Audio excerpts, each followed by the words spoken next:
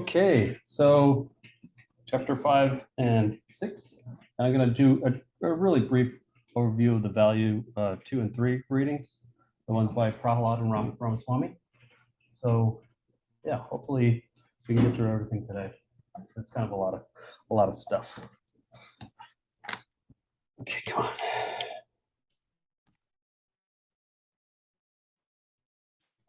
on. Okay, that's fine. Okay, so here's the agenda for today. We're going to do a quote of the day, chapters 5, 6, value 2 and 3, and a quick discussion on the discussion portions. I'll just update you guys. So I'm going to respond to everybody's posts in the discussion section. And so I would like you to respond to my response and also respond to 2 of your classmates' inputs. So we get kind of like a running discussion. So I'll post the details on exactly how what you'll need to do inside the top level forum thing right after class. Okay, so I think they're both of the videos are up by now, and I should have all the responses out today. So look for those. Did you have a question? Oh, looked like you were almost getting ready to raise your arm. Okay. Okay, so 2 quotes for today. I got one by Edith Penrose, 1959, and Zimmerman. I can't remember his first name, 1951. But Penrose says that it is never the resources themselves that are the inputs to the production process, but only the services that the resources can render. So what she's saying there is that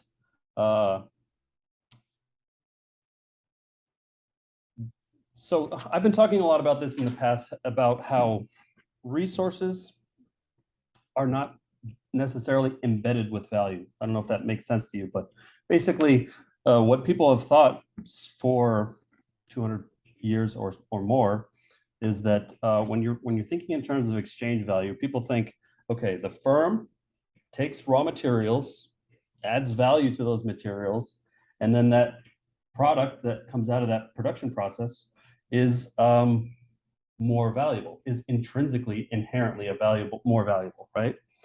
But what Penrose is saying is that the thing itself is not valuable, right? So when you have a new, if I produce a product, that thing has no value unless somebody actually uses it. So this is part of why we say, or why I often say, that value is always co-created.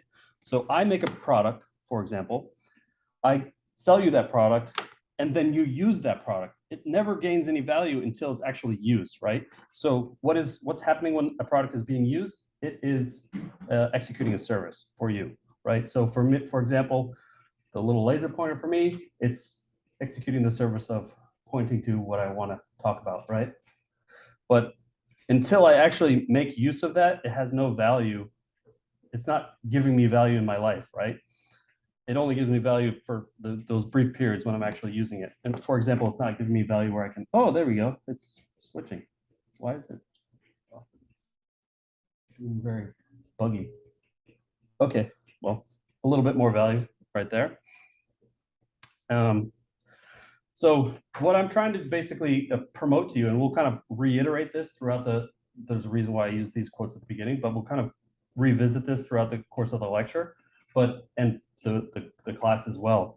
But what I'm trying to reiterate is that to not think about value in terms of products, right? Think about value in terms of services, because services are more contextual, and it brings you closer into the customer that you're trying to serve, right?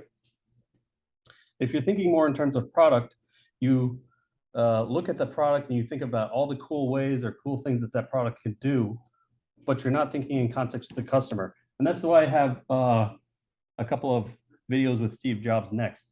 He kind of like talks about this a little bit in the second video. And so the other thing is that resources are not, they become. So basically what this means is that nothing is a resource until you use it, right? And also nothing is a resource until you know how to use it, right? So if let's say you buy a random power tool that you don't know how to use, that power tool has no value to you as a person unless you know how to use it and in which situation you need to use it. So that tool was designed for a very specific purpose, right? To save labor within or improve the quality of the output for a craftsman or some person who is an expert in that field, right? But without the proper knowledge, any resource has no value because you don't know how to execute a service that helps you, right? Either by creating some sort of pleasure or by saving you some sort of time, right? So that's what they say, that resources are not, they become.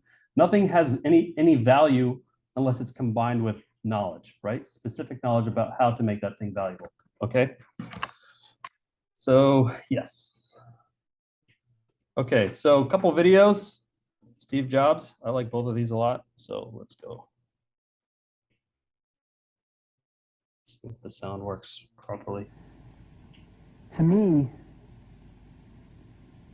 marketing's about values. Nope. This is a I'm gonna have to go through this computer.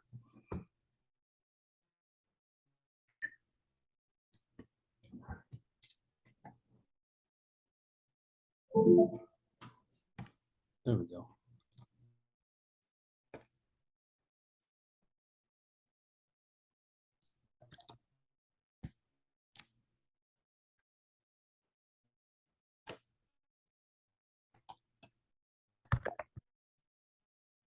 Oh,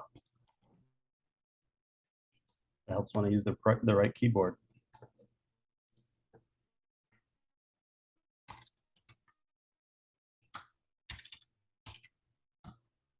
Does anybody have any thoughts about the idea of services having value rather than products?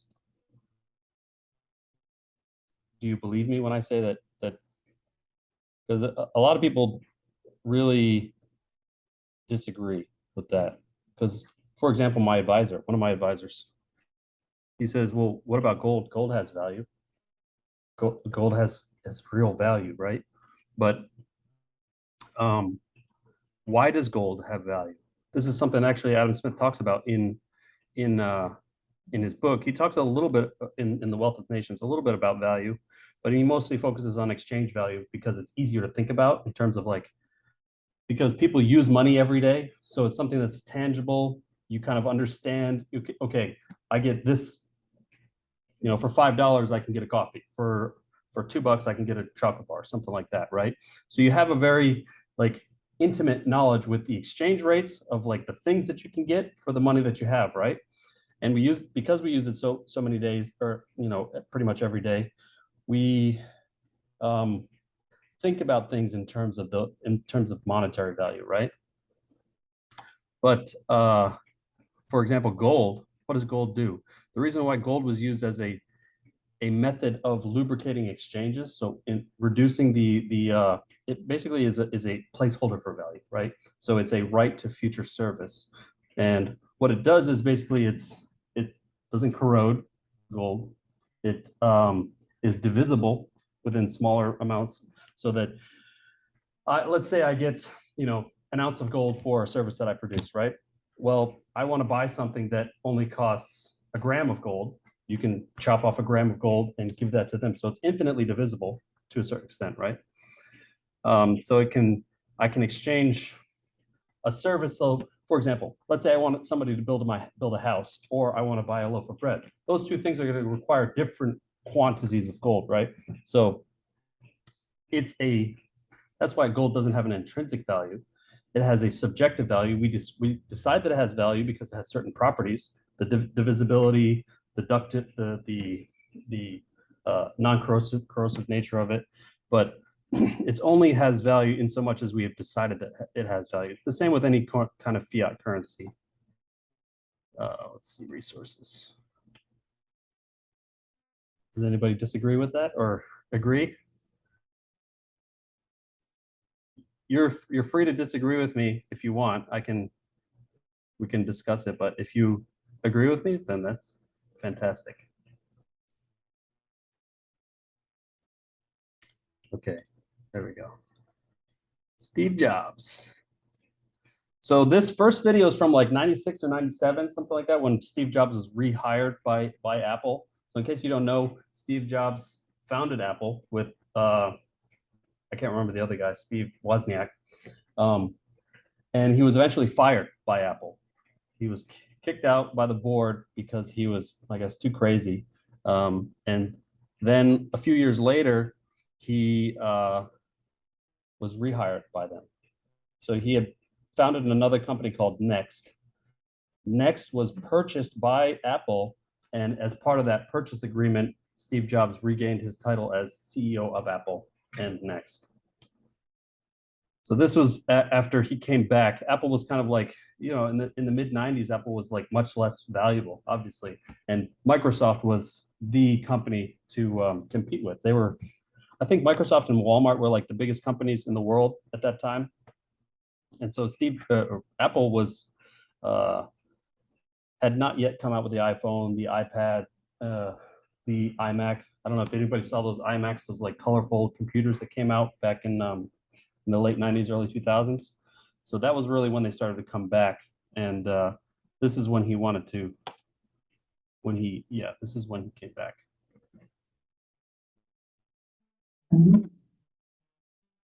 Kind of low quality, but. Marketing is about value. It is a very complicated world, a very noisy world. And we're not going to get a chance to get people to remember much about your company. So I want to, just as a little bit of background to this. So I really want you guys to think about not just strategy, but to introduce like a marketing perspective to your strategy. So this is why I often talk about marketing perspectives. For example, like the service dominant logic that I reiterate a lot is something that came from marketing, but is applicable to any sort of business outlet. And so he's talking about marketing. So originally, like if you think of a product as that thing being inherently valuable, what's the value that the marketer does? The marketer doesn't change the product, right? What the marketer does is communicate to customers and potential customers of what that value proposition is in terms that they can understand, so that they can visualize that product or service in their life. How is that thing going to actually improve their lives? And so this is what a marketer does. For a long time, decades and decades, marketing had like a kind of an identity crisis. First off, it was kind of viewed as negatively, because marketers can use manipulative tactics, right? But anything can be used negatively. Like a hammer can be used to create something, but it can also be used as a weapon, right? So marketing tactics can be used by people with maybe less scruples than other people, like lower morals. But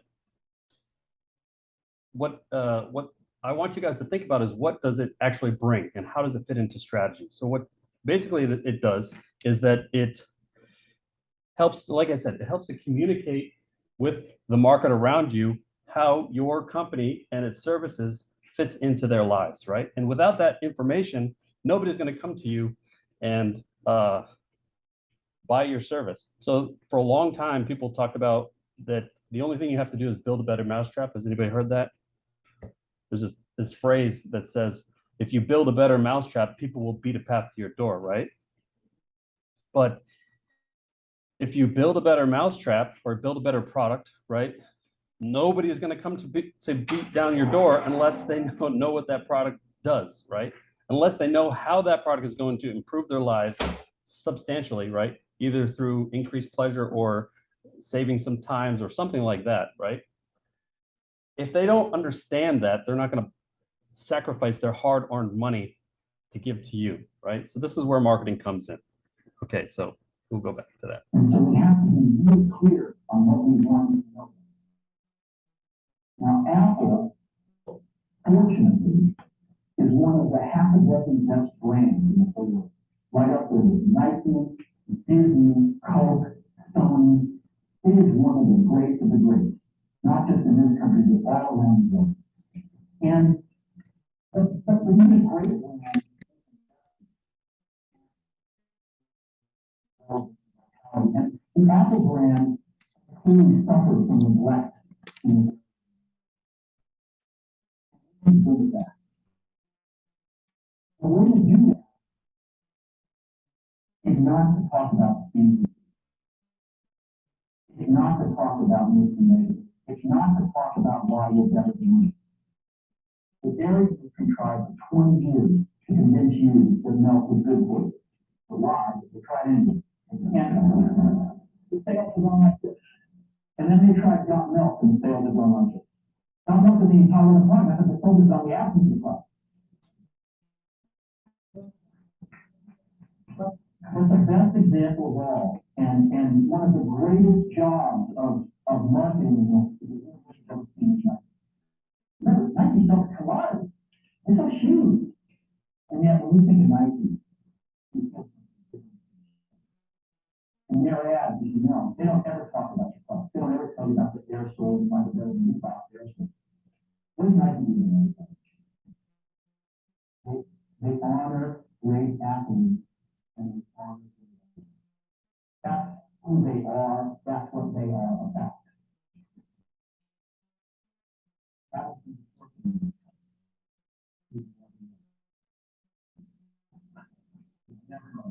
So when I got here, Apple decided to do a competition with 23 agencies for which I was picking.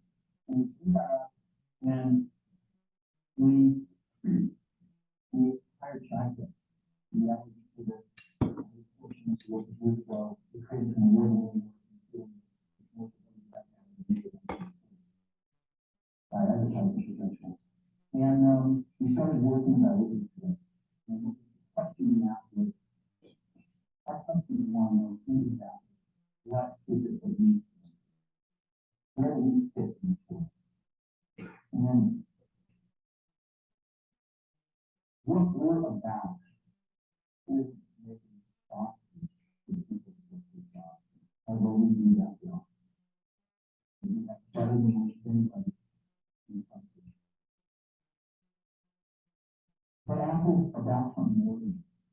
Apple at the core, its core value is that we believe that people with passion can definitely, and we have the opportunity to work with people like that. We have an opportunity to talk to them, customers who have some big, some small.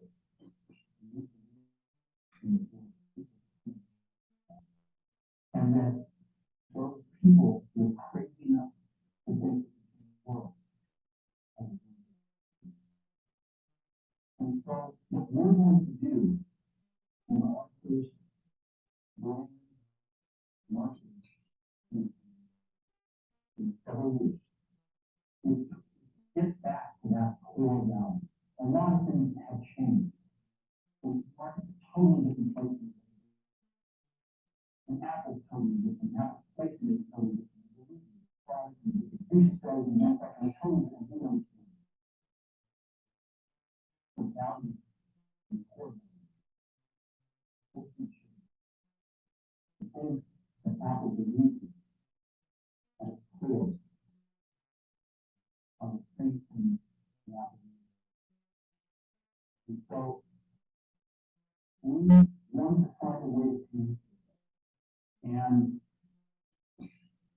what we have is something that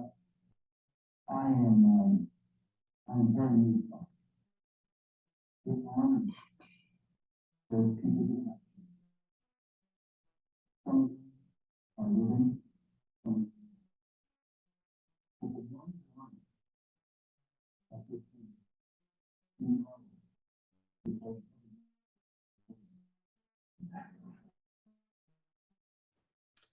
Yeah, so he talks about a lot of the things that we're going to talk about in the strategy. So the in chapter 5 and 6, you're talking about like very basic strategic management principles, right? The Porter's 5 forces, generic strategies of differentiation and cost leadership. And he mentions those things, but he also talks about the idea of communicating to the customers, right? And this idea of communication, remember, communication is a two-way street, right? There is a sender of information and there's a receiver of information. And when you're really trying to understand your customer, you have to tailor the information that you're sending to them so that they understand what your value proposition is, right? And in that effort of understanding your customer, you're going to deliver a better product and a better service because it's going to fit into their lives better and you're going to be able to communicate why it creates value for them better, okay? So that's what he's really talking about in there, and why marketing is an important aspect of strategy that doesn't really get its due in your textbook. So we're going to go over the stuff in there, but again, I want to introduce this stuff to you in the beginning so you kind of think about this stuff in the background as we're going through the actual strategic management principles. Yes. Oh, here again. So there's a person in the audience who's talking about features. He's a very savvy tech person. And so, you know, he in the first video, he talks about, yeah, you know, we have these different features of our product, but we don't want to talk about those features because we have to, if you really want to understand what a person wants, the vast majority of the people that you're going to deal with on a day-to-day basis don't need to know how the sausage is made, right? They just want to know, does it taste good? Okay. Does the sausage taste good? If it does, I don't really care how you made it. I just want to experience the good flavor, or I want to save the time of making my own sausage, right? So again, it comes down to pleasure, time savings, and how you're going to communicate that value to your customers, right? He's not, because marketing, like he says, you have to compete with, especially nowadays, with a lot of other people, compete for people's attention, right? And so in order to, he's talking about really how do you communicate that information to people in a short way, because really what they want to do is they want to get your attention and establish themselves as a trustworthy sender of information so that you're willing to kind of get a little bit more information from them. So maybe that you can choose them as someone to deliver the services to you that you need. Right. Here it comes.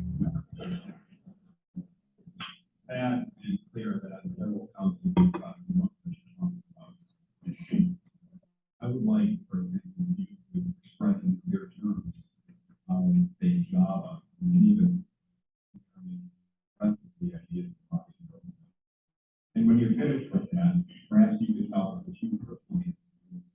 It's not really important exactly what he's saying. All he's asking is a technical question. He says Steve Jobs doesn't know what he's talking about as far as certain technical aspects of some of the programs that they're using.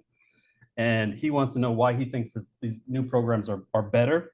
So it doesn't matter the specifics, just that he's challenging him on these technical issues, right?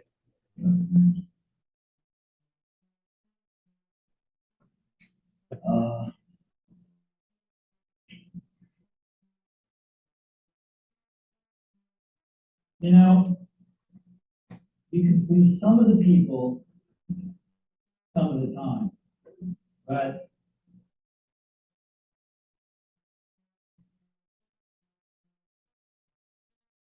one of the hardest things when you're trying to affect change is that people like this gentleman are right in some areas. I'm sure that there are some things OpenDoc does, probably even more that I'm not familiar with, that nothing else out there does. And I'm sure that you can make some demos, maybe a small commercial app that demonstrates those things.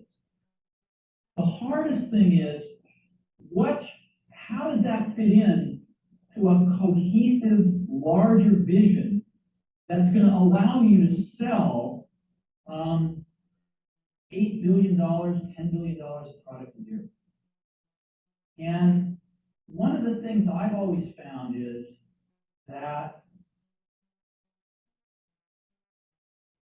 you've got to start with the customer experience and work backwards to the technology. You can't start with the technology and try to figure out where you're going to try to sell it. And I've made this mistake probably more than anybody else in this room. And I've got the scar tissue to prove it. And I know that it's the case. And as we have tried to come up with a strategy and a vision for Apple. It started with what incredible benefits can we give to the customer? Where can we take the customer? Not starting with, let's sit down with the engineers and figure out what awesome technology we have and then how we're going to market that. And I think that's the right path to take. I remember with the laser writer, we built the world's first small laser printers, you know. And there was awesome technology in that box. We had the first Canon laser printing, cheap laser printing engine in the world in the United States here at Apple. We had a very wonderful printer controller that we designed. We had Adobe's PostScript software in there. We had AppleTalk in there. Just awesome technology in the box. And I remember seeing the first printout come out of it and just picking it up and looking at it and saying, you know, we can sell this. You don't have to know anything about what's in that box. All we have to do is hold this up. But you want this? If you remember back in 1984, before laser printers, it was pretty startling. Yeah. People went, wow, yes. And Yeah, so again, he talks about starting with the customer experience. So learning about your customer, how you can deliver value to the customer or assist them in improving their lives, right? And then working backwards from there. Don't, you know, think of all the cool whistles and buzzers that you can put in, because engineers will do this, you know, if you let them lead product design. They'll think of all the different things that you can do. Like I know Apple doesn't do the same thing right now, but I know there's so many features in here that I will never use because there is a large amount of that right going on today. But fundamentally, I think strategy really has to go in that reverse direction, understanding your customer and then figuring out how you can deliver value to them. Okay, so let me switch this.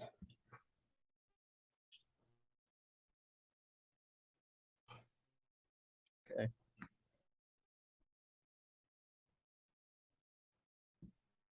Okay.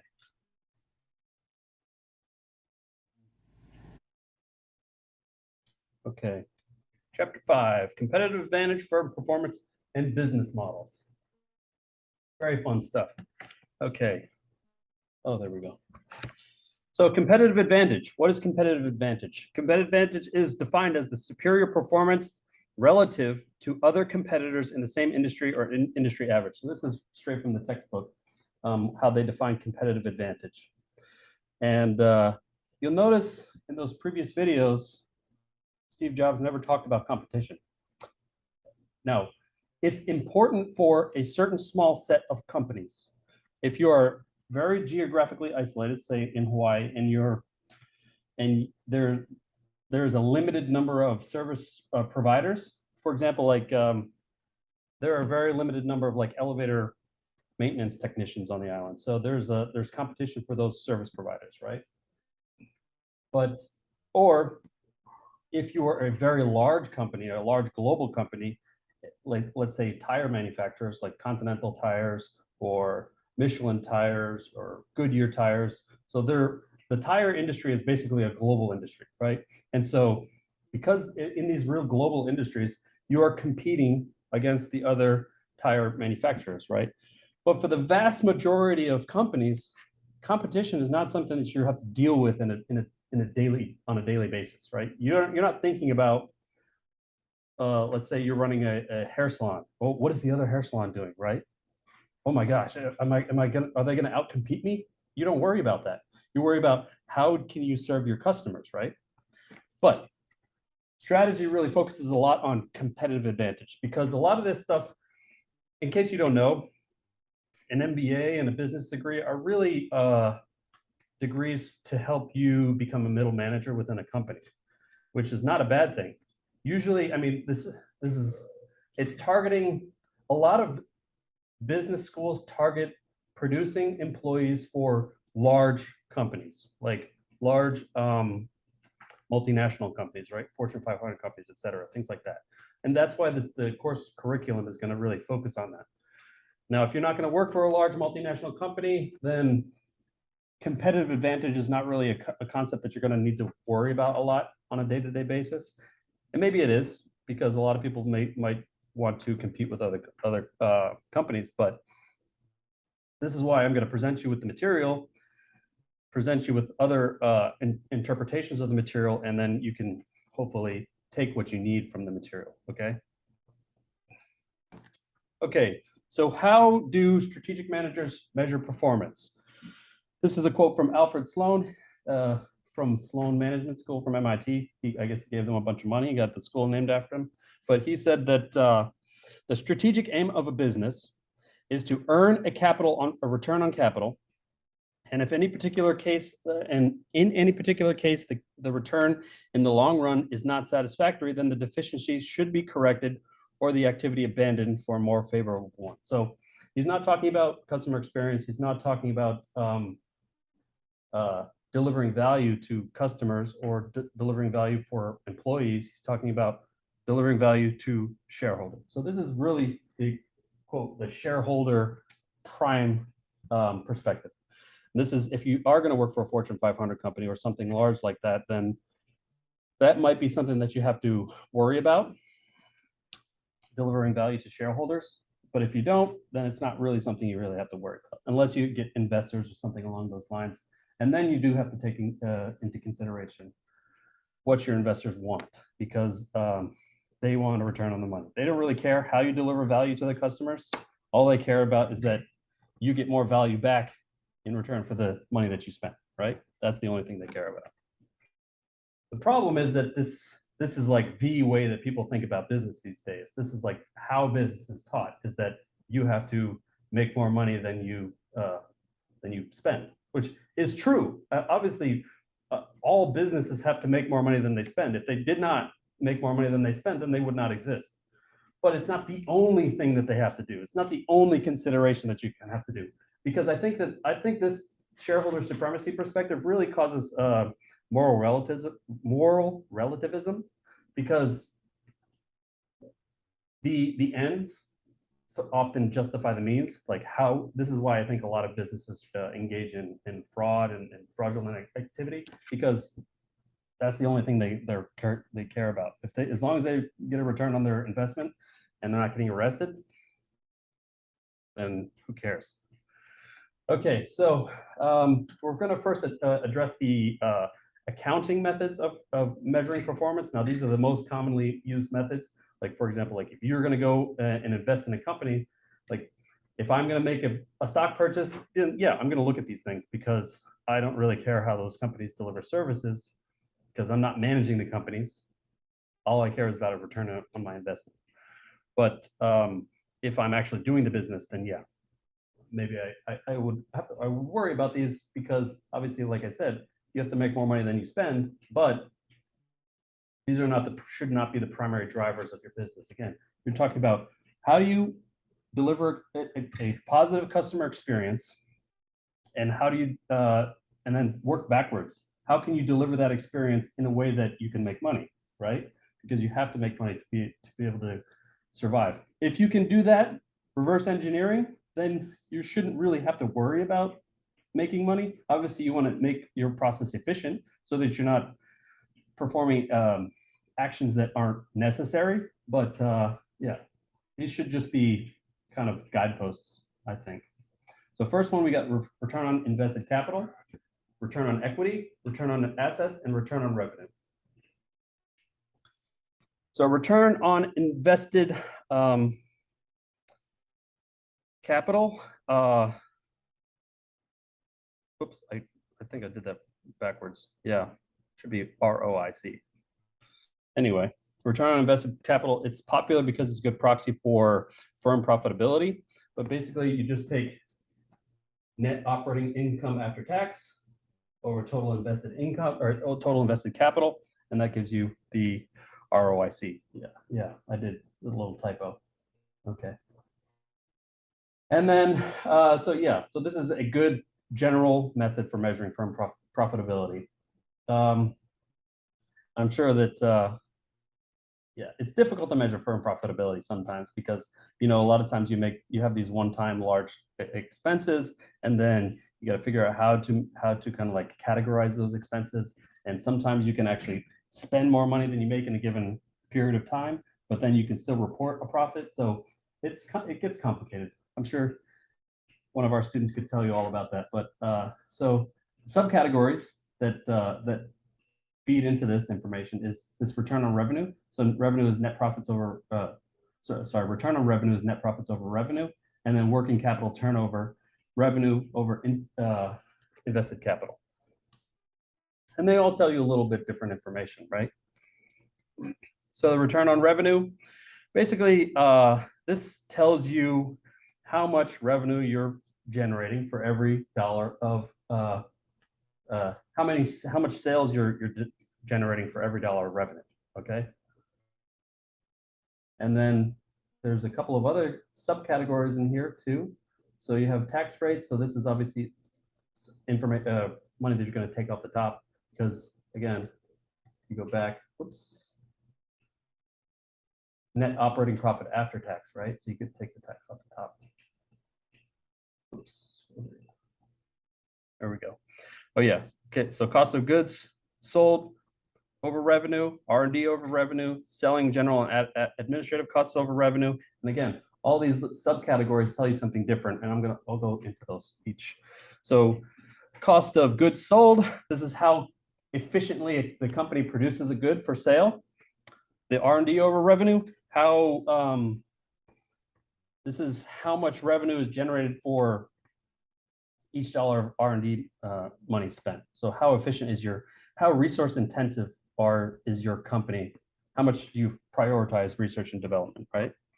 And obviously different industries are going to have different kind of benchmarks for how much they're going to invest in research and development. So like a steel company is not going to be investing in R&D as much as Microsoft or Samsung, something like that.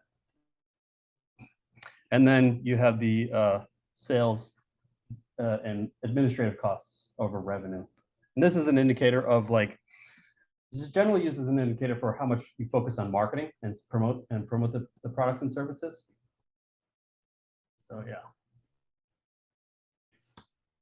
Okay, so I'll get a little bit more into this a little bit later, but recall that so in the textbook, they use the case example of Apple versus Microsoft, and they compare all these indicators between the two companies. And what you see is that over here, return on revenue, they're almost identical, 16.1% and 16.2%. Very, very close, right? So based on that metric, you couldn't really tell the difference between these two companies and how well they operate. But you see over here, profitability, this return on invested capital, Apple is much higher than Microsoft, 17.3% versus 8.8%. So it doesn't seem like much is coming from here, but still these other metrics can give you some information. So for example, up here, you can see that Apple spends a lot more money than Microsoft does to produce their products, right? But Microsoft spends more money on R&D, which is kind of surprising. They spend more money on marketing, and they spend a little more on tax. That's not really as important in this discussion for strategy, but yeah, so they spend a lot more in, like I said, in R&D and sales, marketing, but they're much more efficient in actually producing their products and services. So yeah, right here, Microsoft more efficient in producing the products. They focus more on innovation. Although like I said, this is part of the reason why they spend so much money on innovation right now is because they're really developing their cloud computing services. And so us, like me as a general consumer that doesn't really use cloud computing services, like a general consumer is going to usually think of Apple as a more innovative company, right? But in the background, Microsoft has a lot more patents per year. And like I said, because they're focusing very much on that R&D, on cloud computing, developing that cloud computing business, then they're spending a lot more on R&D, and that's why this comes out about the same, even though they're spending about this, they're much more efficient in producing their products and services. Any questions on that? Okay, so next up, we'll talk about these categories. So the working capital turnover, and then the subcategories over here. So working capital turnover ratio that measures how efficiently a company is using its working capital to support sales and growth. Okay, so for all the money that they spend, how much revenue does that generate, right? You see right here,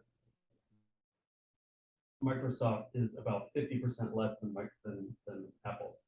So for all the money that they spend on running the company, they actually have a much lower profit margin, 50%, which is still pretty damn good, but not as good as Apple. Yeah, so like I said, so how much does each dollar spent generate sales and growth? Not as much, but they're looking long-term for that cloud computing services. Right now, they're number 2 behind Amazon as far as cloud computing, but yeah, still, it's a pretty big business, and I'm sure that they're hoping that it's going to get even bigger. And then the subcategories, we'll talk about these. So working capital per revenue. So for every dollar of revenue, how much of that money is needed to continue to run the company, right? PPE per revenue. So that's the plant, property, and equipment. Sorry, I put the full things here, but then the acronyms. So just keep in touch. And then long-term assets over revenue. So plant, property, and equipment, that's how much money is dedicated to these critical infrastructure and assets. So it's important to kind of like think about these, because I talked about, so liquidity is a very important consideration for companies. Like, remember I mentioned about the factory that Corning built with their highly specialized technology to create the fiber optic cables. So when you sink this money into these highly specialized equipment and real estate, buildings, etc., this is not money that you can recoup easily, if at all. Like the specialized equipment, they could not recoup that money. But it's a good thing to keep track of, because these tend to be more fixed costs that you can't get out of, and if you do need to get out of them, it's hard to get out of them. Like, for example, selling real estate, usually it takes a long time. And then the long-term assets, the basic difference between long-term assets and PPE is that this takes the plant, property, and equipment and adds in intangible assets. So, for example, your brand name. How much is your brand name worth? Or how much are your patents worth, right? How much is your intellectual property worth? Those things are more, like I said, intangible. So you kind of have to think about how they might be valuable, and it's much more dynamic, because they can be it can change overnight based off of macroeconomic conditions, or maybe your company has like BP, when they had their oil spill. Once they had the oil spill, their brand equity went down significantly, right? So a lot of different things can change that quickly. But yes, it's always good to know how much of your company is in tangible assets and how much is in intangible assets. And what you'll see, and what they talk about in the textbook, is that firms nowadays have become much more, and again, I'm talking about large firms, right? Like Fortune 500 firms. Nowadays, firms are becoming more and more intangible asset balanced. So I think the average is something like 75% of the value of any given firm is in intangible assets. So again, here's the Apple versus Microsoft comparison. So here you see Microsoft much higher. So Apple spends way less on operations than Microsoft. Microsoft is much more, nowadays, they're much more service oriented. And so that service orientation really is a little more, especially now, when they're developing a business like the Amazon Web Server, like their cloud computing services. It's much more labor intensive, right? When you have established brands and kind of like well-established value streams, so when they come out with this new iPhone, they can kind of expect a certain amount of sales. They don't really have to, it's not as, it doesn't require as much development, right? And so because of that, the amount of money that they spend on operations is extremely small. Apple has much less money spent on property and equipment, and this is partly because they outsource a lot of their stuff, right? So a lot of the things that are manufactured by Apple is not really manufactured by Apple. They just contract somebody to manufacture it, right? For the most part. And same over here. So long-term assets. So this one is a little bit different. So Apple has a lot of value in intangible assets, right? In their brand name. So that's why this is telling you something different. So again, all of these numbers tell you a little bit something different about your company. They're not the be all end all. None of these individual metrics are, but they can give you a little bit of information on how your company can improve in the future and which areas you might be improving, or it gives you a little bit of information about your operations, right? Yeah, very huge difference here. So for every dollar of working capital, they produce $106 in sales. That's pretty good. Okay, so limitations. So one of the things with accounting data is that it's always historical data. So historical data is necessarily backward looking. It doesn't, there's a reason why every time, if you ever look at investing in a stock or some other investment opportunity, it says that results are not guaranteed based off of past results, because we tend to look at information in the past and apply a model to that goes into the future, but those models don't necessarily work out, okay? So a lot of times they can help predict, but a lot of times they're also wrong. So that's why that's one of the weaknesses, right? It doesn't consider off balance sheet items, so like pensions, leases, and things like that. And it's very it's difficult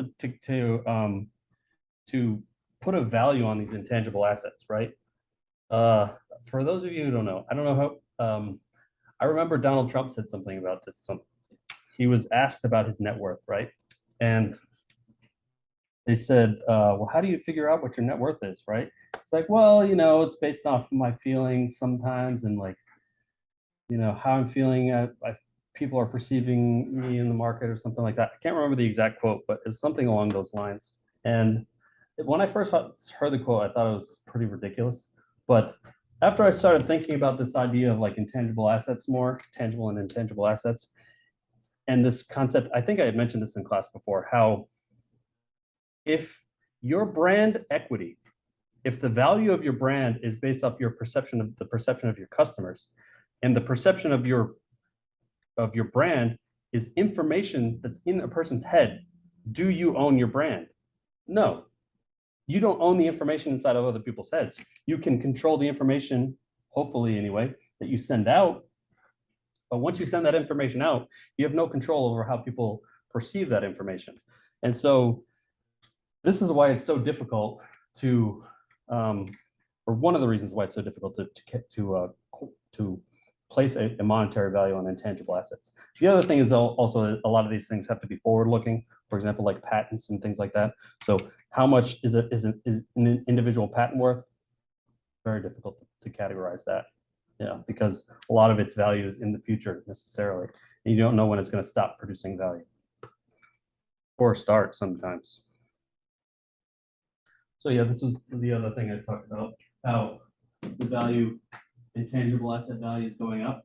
I mean, this was a spike. This was the peak of the market back in 2000, the internet boom. But you can still see the general trend is that intangible assets are making up a larger amount of companies' value. Oops, wrong way. So shareholder value creation. Again, this is kind of goes back to that quote from Sloan. This is really, like I said, this is what's taught in business schools nowadays. It's like how do we create value for shareholders? If you, anybody use Google Ngram? No? It's pretty cool. Let me see.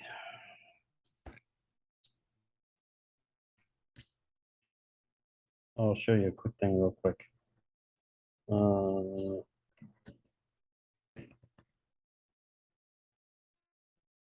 Step share.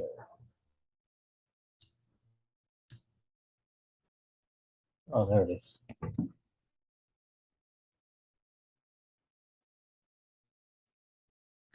Hold on a sec. It's not screen mirroring, so I can't really see what I'm doing over here. Okay.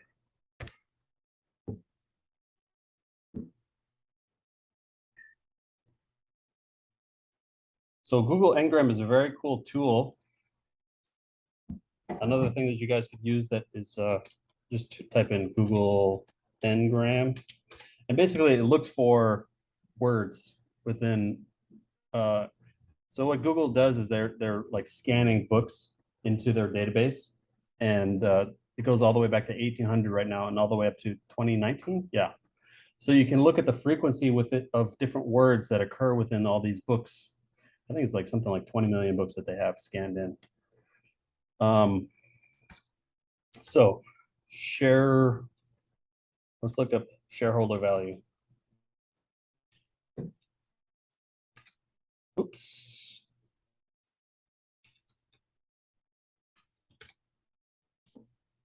Have to do this. There we go.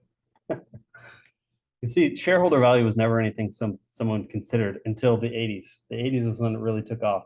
And it kind of makes a lot of sense because that's really, so just a little history for you guys. International business wasn't really a thing that people thought about until after World War II.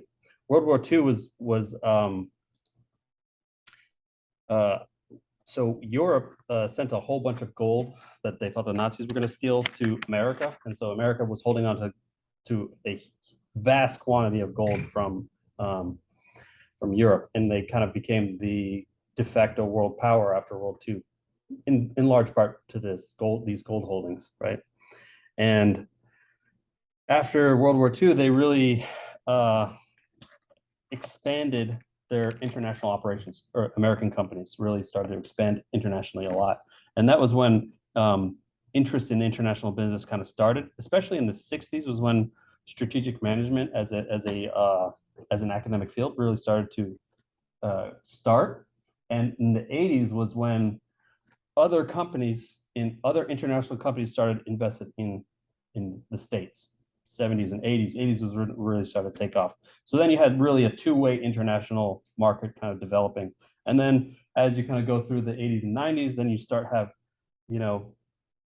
US investing in non-European locations, Europe investing in non-US locations, et cetera, right? So you had really this like building web of international business.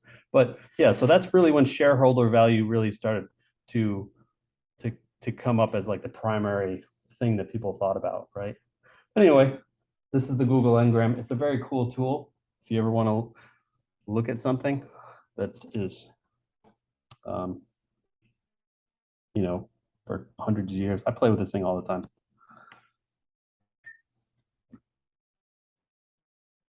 Okay. What is that? Oh, wrong thing. Okay, so shareholder value creation. It's a backward looking internally focused, and mostly focuses on tangible resources. So this is why it's somewhat limited, because and this is why I really focus on customer experience, because customer experience is an intangible thing, right? So this is why it's something like, if you're focused mainly on traditional strategic management, you're going to focus on tangible assets and not really be like Steve Jobs, who really is focused on that customer experience of the intangible asset and delivering a service that people value. And if you can deliver that service that people value, then people will come to you. Then, you know, and communicate that information to people in a way that they understand. So some other important metrics of shareholder value creation is risk capital. So basically, this is how much money when an investor invests in your company, how much money they might lose, right? That they would not be able to get back if the company goes bankrupt. And they're going to be very concerned about that. If you do go bankrupt, how much of my money can I get back, right? And then total return for shareholders. So total return, so return on risk capital includes the stock price appreciation plus dividends received over a specific period of time. So this is very stock price oriented. So these metrics are supposed to be external and forward looking. They're supposed to be a little bit different than the internal metrics, return on revenue, et cetera. But one of the weaknesses of this is that it assumes this efficient market hypothesis. Does anybody know that? Efficient market hypothesis? No? The efficient market hypothesis is basically just means that if you look at a stock price on the open market, then the assumption under the efficient market hypothesis is that the market has all the information priced into the value of that company. So that's basically what it is. So it's an assumption that any market price is a fair price because all the information about that company is publicly available, right? It's not exactly true, but it's something that it's a working hypothesis so that you can actually do some analysis on the existing data. If you didn't do that, then you would have to, it would be much more difficult to do any meaningful analysis on the stock price. So you kind of have to just assume that it's correct. So limitations of the stock price. So here's the little chart. Back when Microsoft was the king, early 90s, 2000, early 2000s, and then over here, Apple comes out with the iPhone, and iPod was like, I think around here. So iPod, they started really picking up. iPhone, then financial crisis, and then they just really took off. And Microsoft is also, I mean, they both kind of made a lot of money during the pandemic, but they're both making a lot of money. That's all we got to know.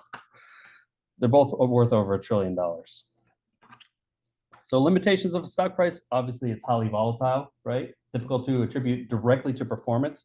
So sometimes, the efficient market hypothesis assumes that the information is there, but a lot of times stock prices can be manipulated by short sellers. The short sellers are basically people that make money if the stock price goes down. So they might file a lawsuit against a company, and then they'll post a news clip about that lawsuit, and then that information will go into the investor community, and then they'll get scared and maybe sell off some stuff. So it's difficult to attribute it directly to performance, right? And obviously, when a company presents information to the market, you don't know for 100% fact that information is accurate, right? Because the GAAP principles, the generally accepted accounting principles, leave a lot of leeway on how to value things, right? John Bogle, John C. Bogle? Anybody know John C. Bogle? The guy who started Vanguard? Does anybody know who Vanguard is? Vanguard, the investment company? It's like one of the biggest investment companies in the world. John Bogle is the guy who started Vanguard, pretty much like pioneered the idea of an index fund. So like taking a large swath of stocks and putting it all in there and just holding that. Anyway, he has a book. I can't remember the name of it, but if you're interested, I can find it out. But he talks about different companies that lost huge amounts of money in a given year, right? They lost over $1 billion in money in a given year. But because of the way that they valued the future value of some pension fund, they just changed the way that they valued that pension thing in the future. They actually reported a net gain, a net profit for that time period. So it's confusing. Anyway, so yeah, so the other thing is obviously that stock price is very influenced by macroeconomic factors. Rising tide lifts all boats, right? Have you heard that? Rising tide lifts all boats. So like the macroeconomic conditions, the market as a whole is going up. Even if individual companies within the market are not doing well, their value is still going to go up, right? So obviously affected by economic growth, unemployment rates, or lack of growth, pandemics, et cetera, right? These things can influence the macroeconomic indicators or the stock price indicators. And it's frequently based off the mood of investors. So sometimes investors may be not feeling too great about a company, even though it's not really justified. And then investors are not always rational. So the efficient market hypothesis is a working assumption, but most people know that it's not actually accurate. But again, if you didn't kind of like just work on an assumption, you couldn't do any meaningful analysis. Okay, so economic value added. So in your textbook, they call this economic value creation. But if you look at most economics textbooks, they use this term economic value added. So that's why I use that here, just to differentiate, because I talk a lot about value creation, but economic value added is a different thing. It's not the same as value creation. So economic value added is just a simple difference. What's the selling price? What's the cost, right? That's economic value added. Very simple. It has nothing to do with customer experience or anything like that, right? So yeah, so that's why I say, if you look in a textbook and you look for the term value creation, you won't find anything. It'll be value added. Okay, so here's a brief discussion of value added, economic value added. So here you see firm A, firm B. They have the same costs, right? They have the same cost for producing their product or service, but the selling price for this one is $1,000. The selling price for this one is $1,200. So firm B has $200 competitive advantage in economic value added, right? So that's basically what it is, right? This one has a total of $600 of economic value added, 800, and then competitive advantage, right? And if you're sharp-eyed, you might recognize this from one of the earlier lectures that I gave.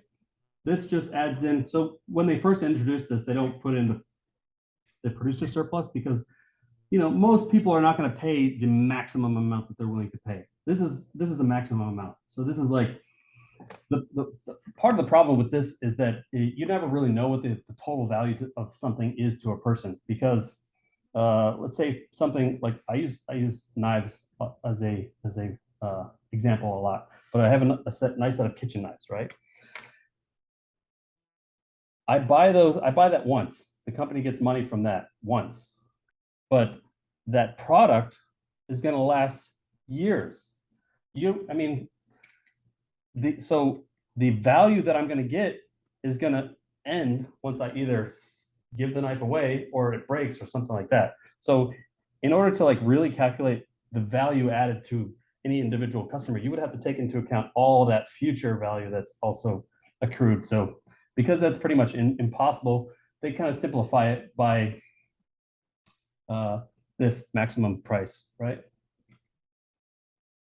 But most companies don't charge the maximum price because you probably wouldn't sell as many of your services or products by if you did that. So they sell it for somewhat less, right? So that people are motivated to come and buy that product, right? So you have the cost, price, and then perceived benefits. So those perceived benefits or experienced benefits, right? So I'm going to be experiencing benefits of the products that I buy for quite a long time after the exchange is executed, right? And basically what strategy we're focusing on is and I'll talk a little bit more about this later, is how can I increase the price and how can I reduce the cost? So basically, how do I improve the producer surplus while still having a high amount of economic value added for the customers? So costs. Has anybody ever heard of David Bach? David Bach, he wrote a book. The first book he wrote was, I think, Smart Women Finish Rich. And then he has a whole series of books about start late, finish rich, something, finish rich, blah, blah, blah, right? So he kind of popularized this idea of how much, so this is about opportunity cost, sorry. So he popularized this idea about, let's say you go to Starbucks every day. You spend $5 every day on a coffee, right? He said, well, what if you took that $5 and you put it into a Vanguard investment account, right? That daily amount. And so he kind of like calculated this out, how much money you could make, how much money you would have at certain assumed return rates, like 8 or 10%, something like that, by the time you're 70 or something like that. So this was something he talked about a lot. But basically what that is that's opportunity cost. So whenever you spend money on something, or whenever you do perform a certain action, that necessarily precludes you from doing other things, from spending that money on something else, right? So if I spend, $1,000 on a phone, then that's $1,000 I can't spend on something else. So that's what an opportunity cost is. The opportunity are the alternatives that you cannot do when you employ resources, right? And then you have fixed costs. So these are more difficult to obviously calculate because you would have to have some sort of you would have to know what the investments are, how much they would return, and you have to make a lot of assumptions. But it's an important thing to think about. Fixed costs are things that stay the same regardless of the number of units that you sell, service or so for example, real estate. If you have a factory and you sell 100 units out of that factory, or if you sell 1,000,000 units out of that factory, you still have to keep the lights on. You have to make sure the plumbing is working. You have to fix the roof if the roof falls, it needs repair. So that building has fixed costs associated with it, regardless of the amount of units that you sell, right? So that's a fixed cost. And then same with employees, right? Assuming you have a contract with your employees, that employee is going to cost the same to you, whether they produce, $100,000 worth of value to your company or $10,000 worth of value to the company. They still have the same salary, right? So that's also a fixed cost. Variable costs are things that change based off of the output, right? So as consumer demand goes up, say you sell, you need to hire more people, you need to buy more computers, you need to buy more basic resources, inputs to create the products that you're creating. If you are creating computers, you have to buy more glass, you have to buy more plastic, and those costs will fluctuate as you, based on how much you're producing, right?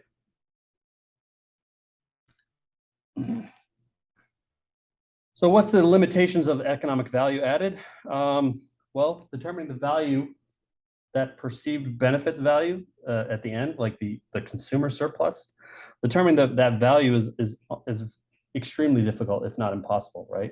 Because it's a very subjective thing, and because it can take so much time to have the full experience of the value that you're receiving from that thing, right? The value of the good is, in the eye of the consumers, changes frequently, right? So again, using my kitchen knife as an example, if all of a sudden my kitchen knife breaks, I had the expectation that it was going to last much longer, several years longer. If it breaks, then my opinion of that knife manufacturer is going to change significantly, right? So yeah, and so income levels, preferences, time, and other factors, all these things are going to change the perceived benefits that a person receives from services, right? Service or products. And the other thing that is complicated is that for firms that have multiple products on the market, you have to calculate the competitive advantage for every single product that you have on the market. So it can be very labor intensive for like large companies, right? Yeah, so you got to do everything separately. Yeah. Okay.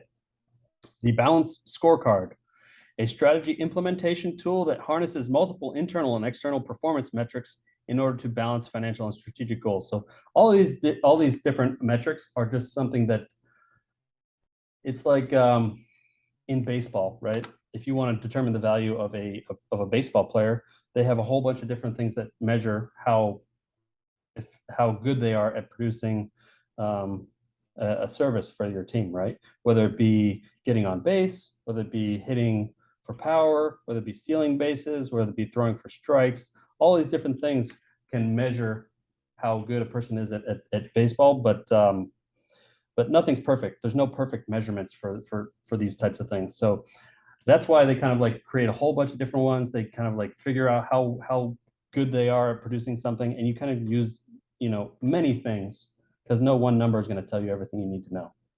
So anyway, balanced scorecard is another metric of implementing strategy, right? And I'll get into that. So 4 key questions when you're implementing strategy. How do the shareholders view us? What are the core competencies that we have or do we need? How do we create value? And how do the customers view us, right? And you combine all these 4 things. It's basically a checklist to help you make sure that you're covering all your bases. I don't mean to keep using baseball metaphors, but checklists are very important because we have limited working memory, right? Because we're humans.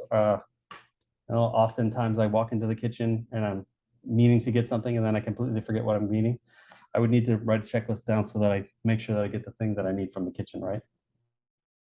But yeah, so that's what these things are. These are tools that have been developed by strategic researchers that kind of like measure based off their best experience how well how to implement, well, in this case, implement strategy. So these are just checklists to make sure that you are kind of considering the company from the different perspectives that are necessary for implementing a strategic vision, right? This value scorecard. Which of these things are, how do all these 3 things contribute to your company, or 4 things, sorry, contribute to your company in creating that competitive advantage, right? That additional economic value added that your competitors do not provide. So here's a nice little useful version of the balanced scorecard. So you can see there's the financial aspects. So that's how the shareholders view you, right? The internal business, what are your core competencies? What does your company do well, right? What special knowledge does your company have? What special skills does your company have, right? So these are very important for figuring out how you can, so you take your special skills and knowledge, you take what your customers want, and you kind of bring those together so that they kind of create a nice little dovetail joint, right? And what you need to be able to do that, right? So there's a lot of people talk about something called, this would be called like a strategic fit. So based off of the resources that your company has, the specialized skills and knowledge, how can you deliver value, right? So that would be a strategic fit. You fit your company in a way that or to the market so that you fit the demands of the customers, right? But a lot of people talk about it's good to have a strategic misfit, because the strategic misfit means that your company's got to grow and expand and learn new things. And if you're not growing and expanding and learning new things, then your company is kind of not likely to last for a very long time, right? Because there's a guy, Schumpeter. He is a very famous economist, but he came up with this thing called creative destruction. So creative destruction is this idea that whenever we're creating a new value stream, a new way of creating value, then we're kind of destroying an old way of creating value that was not as productive, right? It did not create as much pleasure, or did not save as much time, or it cost more. In some method, the new way of creating value is a replacement for an old way that was not as good, right? So that's creative destruction. So that's this thing that also kind of lines up with this idea of this strategic misfit. So creating a way that your company is kind of forced to grow in a certain direction. Yeah. Okay. So the triple bottom line. Is everybody having fun? I see lots of kind of sleepy faces. I understand. This does it who here is planning on working for a large company, like a Fortune 500 company where you might actually use this stuff? No? Okay. Well, I'll go through it fairly quickly, but it's still, I mean, this is good information to have. Like if you're gonna invest in the stock market, which I would encourage you to invest in the stock market, like once you get a job, start a 401k or a Roth IRA, something along those lines. Does anybody know what Roth is? Roth IRA versus a regular IRA? So this is good information you guys should know. And so I'll tell you this instead of the strategy stuff. So it's very important that you save for your retirement because one, we don't know if Social Security is going to be there by the time, we retire. I don't know if Social Security is going to be there by the time I retire. And I'm like, what, 20 years older than you guys, something like that. So for you guys, it's going to be even less likely. Hopefully it's still there, but if it's not, it's very important that you invest in your retirement. And one of those ways that you can invest is there's two different ways as an individual that you can do. You can do an IRA, which is individual retirement account, or you can do a Roth IRA, which is also an individual retirement account. The basic difference is an IRA is pre-tax money, and when you take it out after you retire, you pay taxes on the amount that you take out. The Roth IRA is, and you can have Roth 401ks too, but a Roth IRA is you pay taxes now, and when you take it out in the future, you don't have to pay taxes on it. No federal taxes. You'll have to pay. You might have to pay state taxes. I don't know, because I don't know. I haven't looked at it too closely because I'm not retiring yet, but you shouldn't have to pay taxes on it. Anyway, so personally right now, I do all Roth stuff because my assumption is basically this. Like, I don't know how you feel about universal healthcare or not, but my assumption is that as the only country, the only developed country in the world that does not have a universal healthcare system, I'm assuming that eventually we will get there within the next 20 years or so. And so if we do get there, then income taxes are going to go up, right? So I would rather pay taxes now on the current tax rate than taxes in the future. And Roth IRA, the Roth IRA is the limit is $6,000 a year right now, I think, and it goes up kind of like it continues to go up. So there's only so much money that you can put down on that anyway. So might as well put as much as you can. And the earlier you can put it in, the better. So if I go back to that David Bach book, it's one of the things that he does do really well.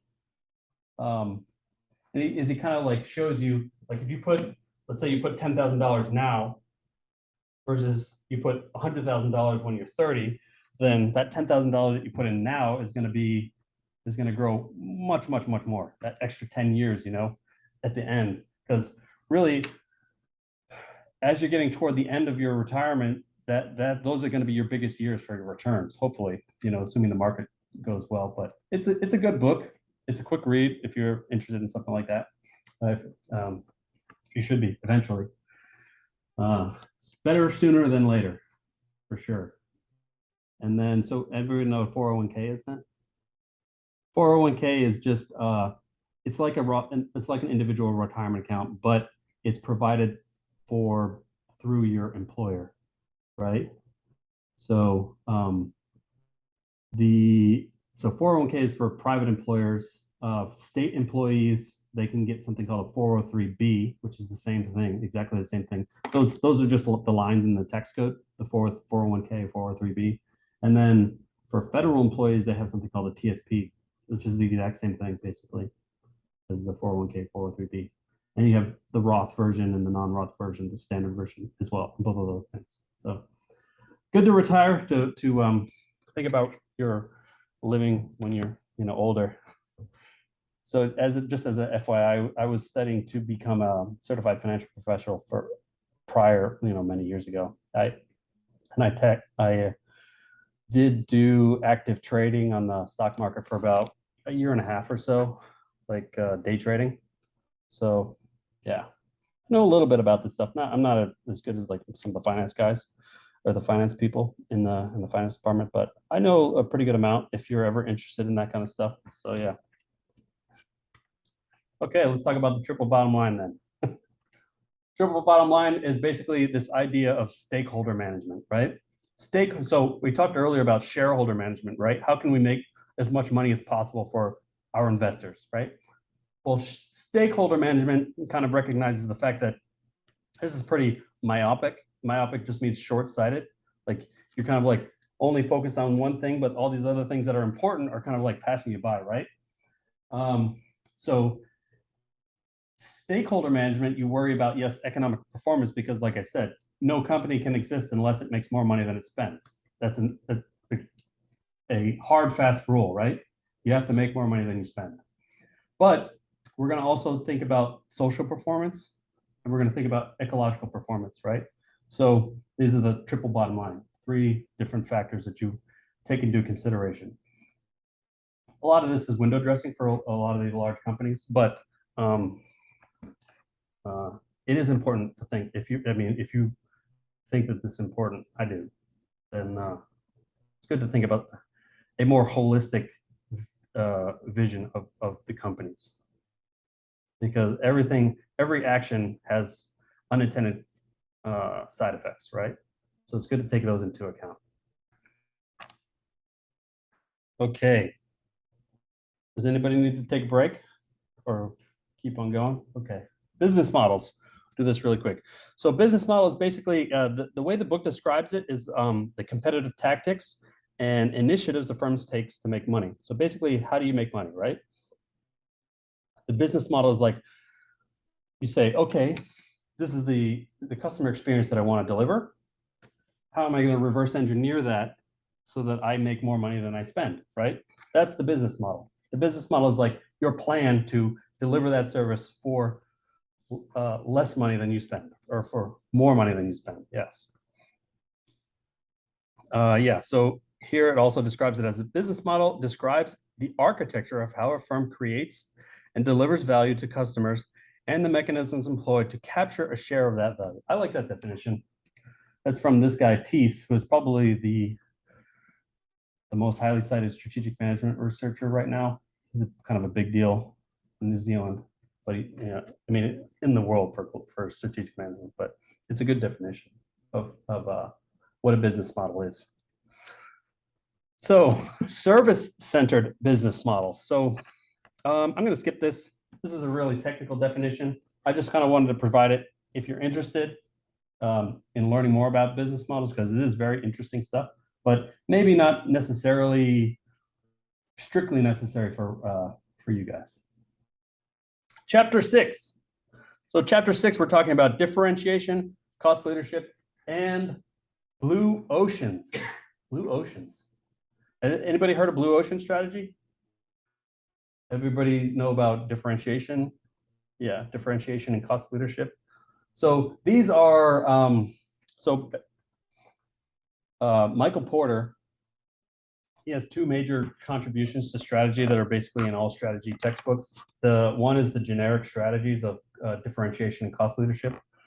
And he didn't invent them, but he kind of like put them together and said, these are the generic strategies that companies use, right? And then blue ocean is a new type of strategy that's sort of like in between differentiation and cost leadership. And I'll get into that a little bit in the end. So normally you have a matrix of differentiation, cost leadership, and scope, right? There's your competitive scope over here. So cost versus differentiation, scope. Usually this place in the middle, it was historically called stuck in the middle. It means you're not differentiated, you're not leading in cost. So what are you doing? You're not really doing anything special.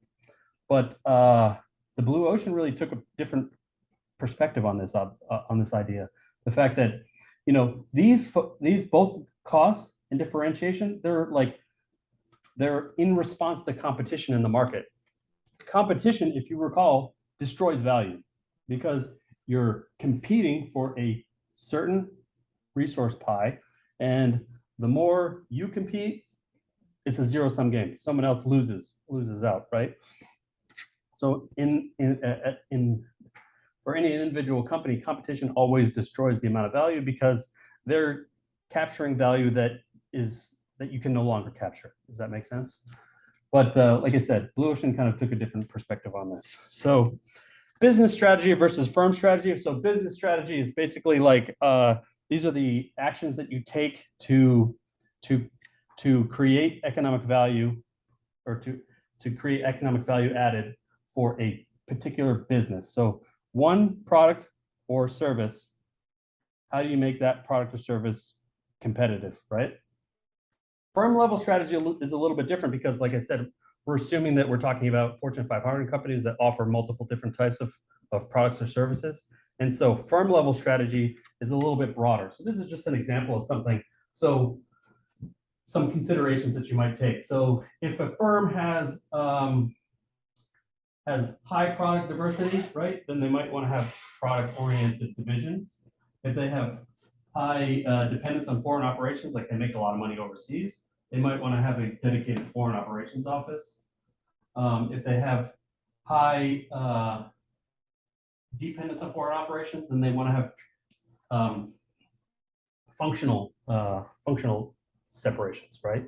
Or if they might just want to have an international office, right? An international office being like a mini office that does everything, does marketing, distribution, executive management, all this other stuff, right? That would be an international office. But then, there's different ways of structuring your company based off of the number of products that you sell and how much money you make in different locations, right? And how geographically separated you are, et cetera. So this is more like firm level strategy where you're not as worried about these individual, you are worried about individual businesses making money, but when you have a multi-business company, then you have to think about other things like down here, centralization versus decentralization. So for example, like if you have a product market, you might want to centralize control of every individual product within one location.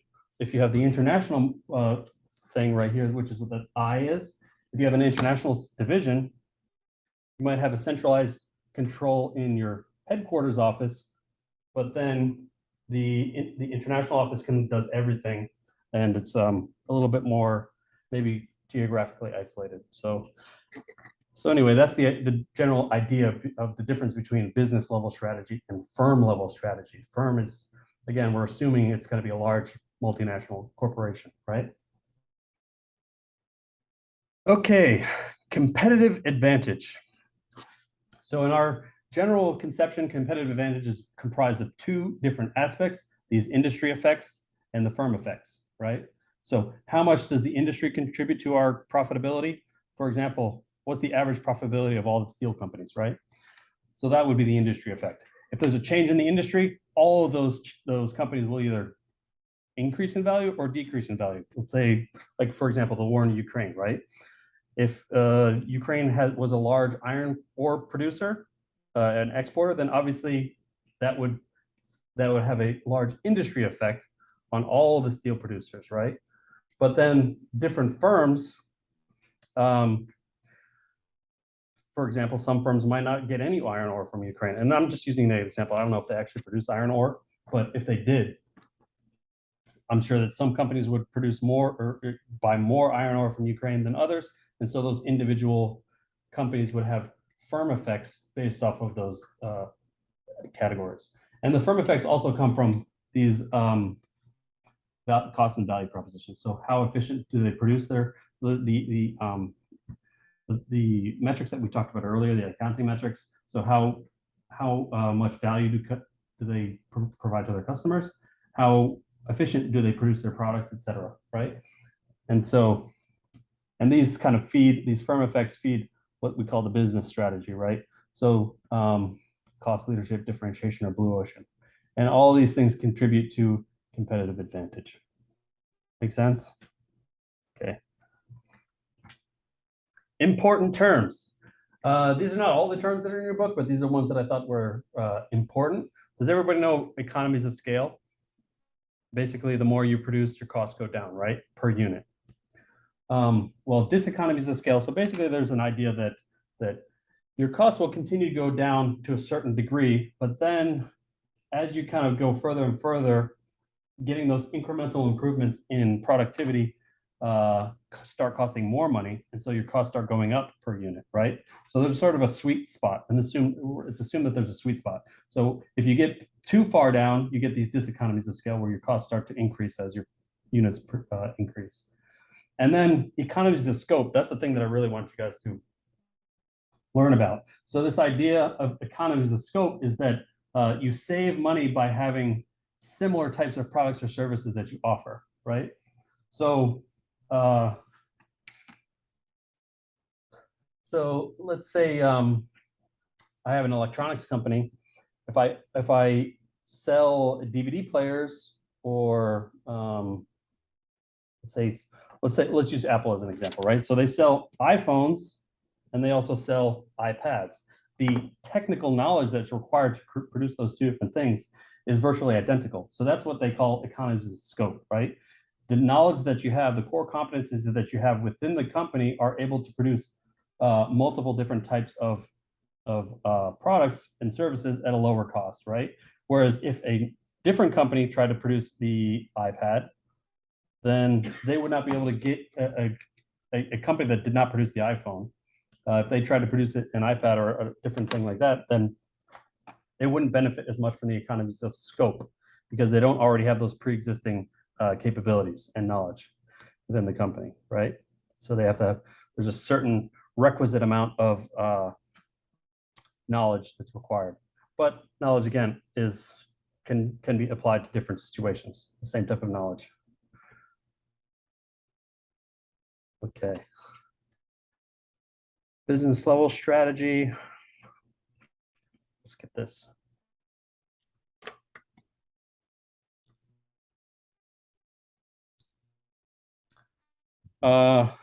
Yeah, so you guys already know about differentiation and cost leadership. Differentiation is making your product more attractive by offering some sort of different wrinkle, it could be different colors, could be slightly different features, but in some way you're making your product have a slightly different presentation, slightly different value proposition to your customers, right? And so that differentiation should hopefully allow you to increase the perceived benefits, which allows you to increase the price, right? Which means that you're not competing directly with people that are making the exact same product, right? The other thing is cost leadership is basically, can you reduce the price and create the same or more economic value added, right? So this, again, these are all in terms of economic value added, but basically cost leadership, can I sell it for cheaper than my competitors, an identical product? Usually like tennis shoes, like the commodity type things. And there's an assumption that there's strategic trade-offs. So if you focus on one, differentiation, you cannot focus on the other, right? If you offer highly unique products and product experiences to different people, it's assumed that you cannot do so in an efficient way. You cannot be both the cheapest and the best, right? Yeah. Okay. I got a few videos for you guys. Maybe they're a little more interesting than I am.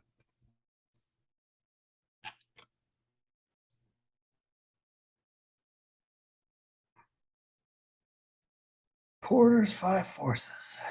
Let's see, how much time we got? Go until 12. What time do we end at 12? 12:15? So we got an hour? Okay. Okay.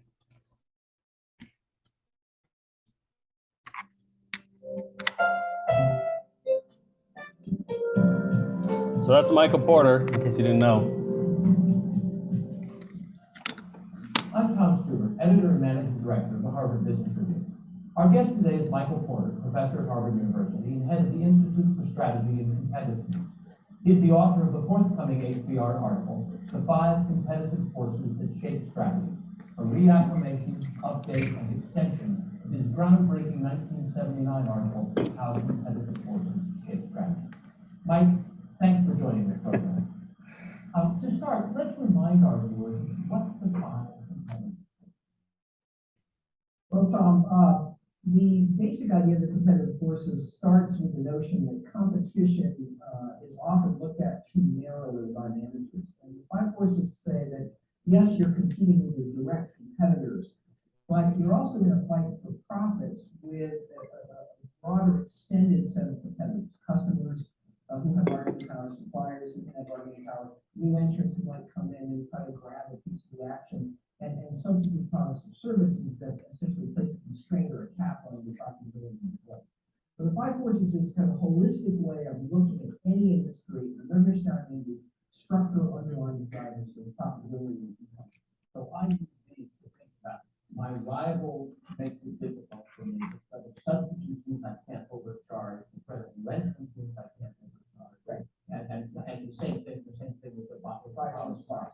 And there's underlying drivers of each of those forces that the model really unveils. And then you can actually apply this. Every industry is different. Every industry will have a different set of economic fundamentals. But 5 forces help you home in on, first of all, what's really causing profitability in the industry? What are the trends that are most likely to be significant and change in the industry? Where are the constraints which you can relax and not allow you to find a really strong competitive? So how would you apply this analysis to airlines? Airlines is a great industry. It's actually, you'll see in the article, that there's a chart that compares profitability of industries, and airlines, I think, is compared on that list for decades. It's one of the least profitable industries. And the 5 forces really allow you to do it. Let's just start. The nature of library is incredibly intense and almost simple. It's very hard to differentiate, to get the customer to wait even an extra 2 minutes for another flight if they can get on the flight with a cheaper price. So it's a very intense price competition. Well, there's a constant stream of news coming in. Despite the fact that profitability as well, it's always public. Well, very extensive. You can rent a plane, you don't have to buy it. You can rent a plane, it's a gate, it's all generic technology. You can start with one flight,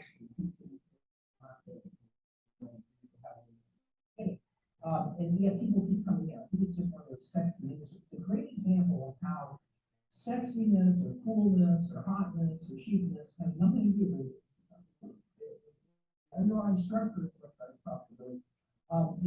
The customer is very fickle, price sensitive. Suppliers of aircraft and aircraft gates and airports have a lot of clout. They can bargain away most of the profits. GE and Rolls Royce and Airbus and Boeing a lot more money than Boeing. They get most of the profit. And then, of course, there's always a substitute of buying the car, shipping your goods from. And that sense all of it's part of the labor too. Right, exactly. There's a great case where you have unionized labor, and unlike other industries, this industry, particularly the pilots, the labor. So it's an industry where there are spurts of what we might call mediocre profitability, punctuated by long periods of profit. So every one of the 5 forces is very strong in that industry. And another industry where the 5 forces are relatively benign. Like soft drinks. I mean, soft drinks has been a the opposite kind of analysis. When I talk to students, we kind of joke around, there's 5-star industries where all, like Socrates, there's 0-star industries where all the forces are affected. And we're always trying to understand what's the configuration of underlying economic drivers that's going to really shape the competition in this industry. And armed with that insight, what do I do? How do I try to relax the constraint that's holding back industry profitability? How can I position myself to kind of insulate from some of the tailwinds of those forces? And those implications of forces are something that disagree. This framework.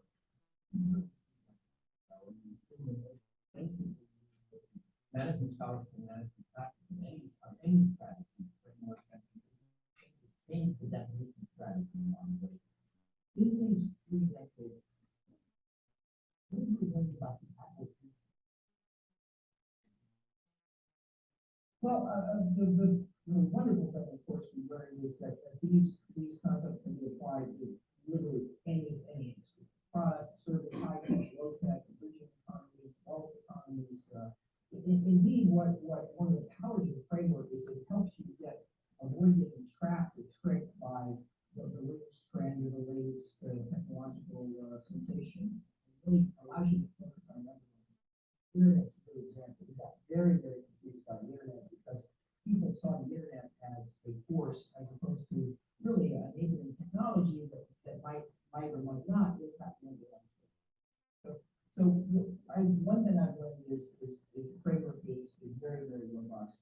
But I've also learned that there's a lot of confusion and complexity actually on the framework practice. And we tried to clear as many of those areas up as we could in this new article. For example, how to think about rivalry.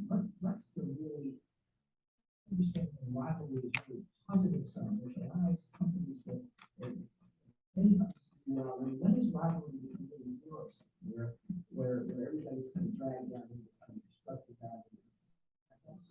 And zero sum. I mean, if we get in a price war, the only one who wins is the consumer. That's nice if you're a consumer. But what do you mean by positive sum competition? Well, the trouble with the zero sum competition is then the consumer gets a low price, but they really get no choice. And the positive sum competition is where companies can compete on different attributes, services, features, customer support. It's actually relevant to particular groups of customers.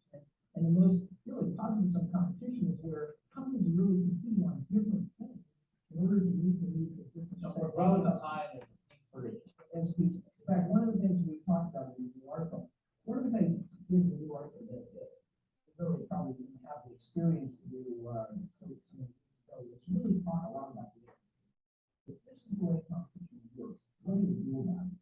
And one of them is might be in some industries, rather than go for market share against your rivals, you might be much better off just really expanding the pie, expanding the whole profit pool of the industry. That may be the best way for a market leader to actually improve their circumstances rather than trigger a destructive battle. Get started using the 5 forces framework. The working your strategy out. Well, I think industry analysis and looking at the competitive environment is, of course, probably really starting the basic discipline. You all know about what your industry looks like, you know how it's changing, you know what the drivers of competition are. Strategy can be marginally so we've got to start with industry analysis. Figuring out what your industry is and drawing the right boundaries. That's not always easy. It's not always easy. We added a box in this article with the rest of that. I encountered so many companies that struggle with industry. Identifying really what their industry structure is in your particular industry. And then there's another thing that a lot of managers do. They kind of go through the industry analysis and they say, okay, this is good, this is bad, this is good, this is bad. So this is a attractive industry or unattractive industry. But of course, the real question is, how's that industry changing? Some would believe that thinking of the 5 forces is really a static snapshot. But of course, the 5 forces give you the tools for understanding the dynamics. And we have seen industry structure changing, other buyers and suppliers and substitutes. all, and then what implications does that hold for your strategy? How do you position yourself to find that spot within the industry that you're profit in the five forces? How can you maybe reshape the nature of the industry? That's a great example of very, very for this article, right? I think will help the rest of you really understand the topic.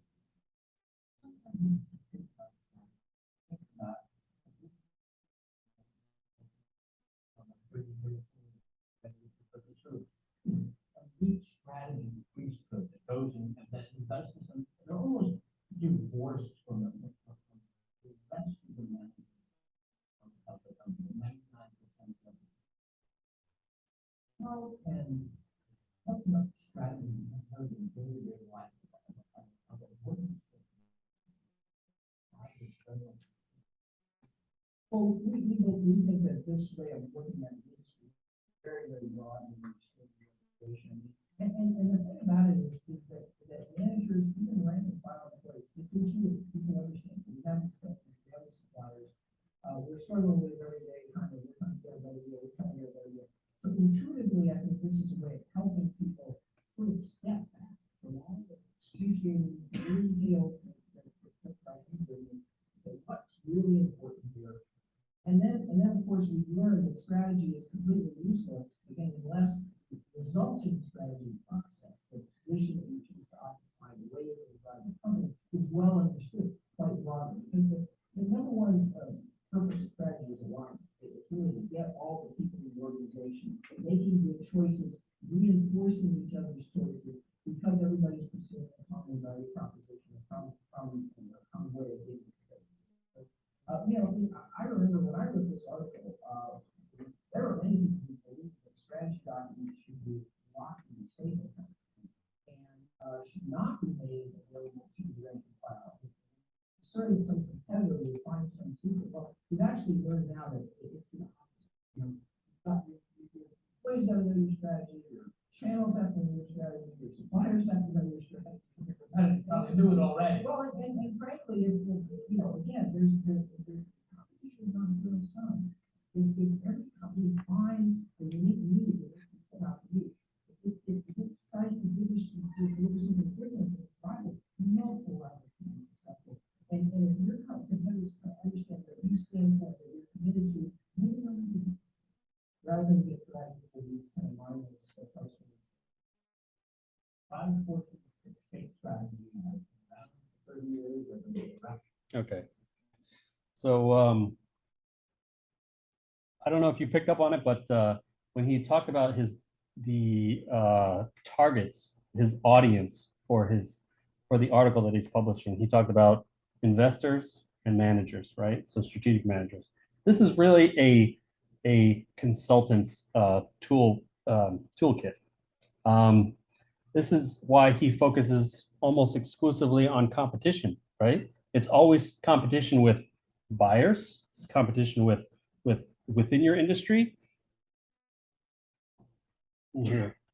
So competition of the buyers, competition of suppliers, like the suppliers, the assumption is the suppliers always want to charge you the maximum amount.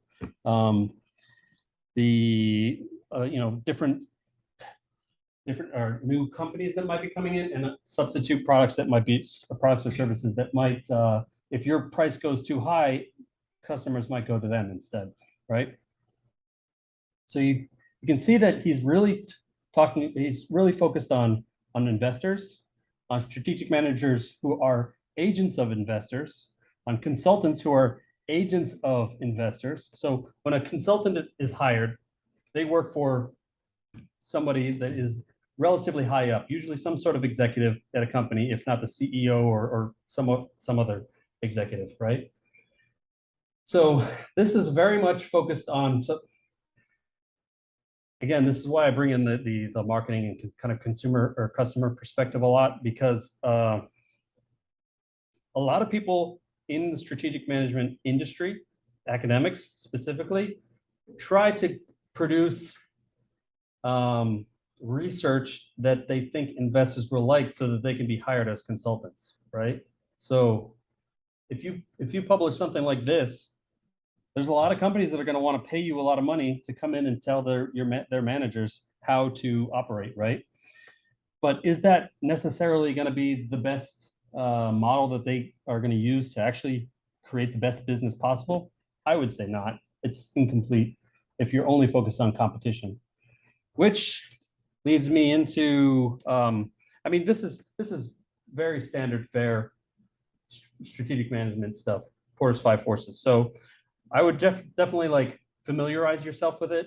But again, if you're not really focused on working in a Fortune 500 company, it's not essential. Plus, you can look it up in 3 seconds. So if you want to, if you forget what the five forces are, right? So again, so he's focused all on competition. So the other thing is this blue ocean strategy that I think is very interesting, and it kind of fits along with this idea of that Steve Jobs talked about thinking about the customer service, thinking about the customer experience, and going back from there. Because in that instance, when you're really focused on producing value with your customers, and understanding how that your value proposition fits to their life, it's not a zero-sum game. You're not competing with people in that situation because you are delivering. If you're delivering value, then you're avoiding competition, right? So this idea here that you can produce buyer value, you can reduce costs, and you can produce value innovation, right? So you can do both, is what they're saying. There definitely going to be strategic trade-offs, but the researchers who produce the blue ocean strategy say it's not a one-for-one trade-off. Like if you're reducing your costs, that doesn't necessarily mean that you're going to reduce buyer value as well, right? So here's a little video on the blue ocean strategy. I think it's like 8 minutes. Yeah, pretty short.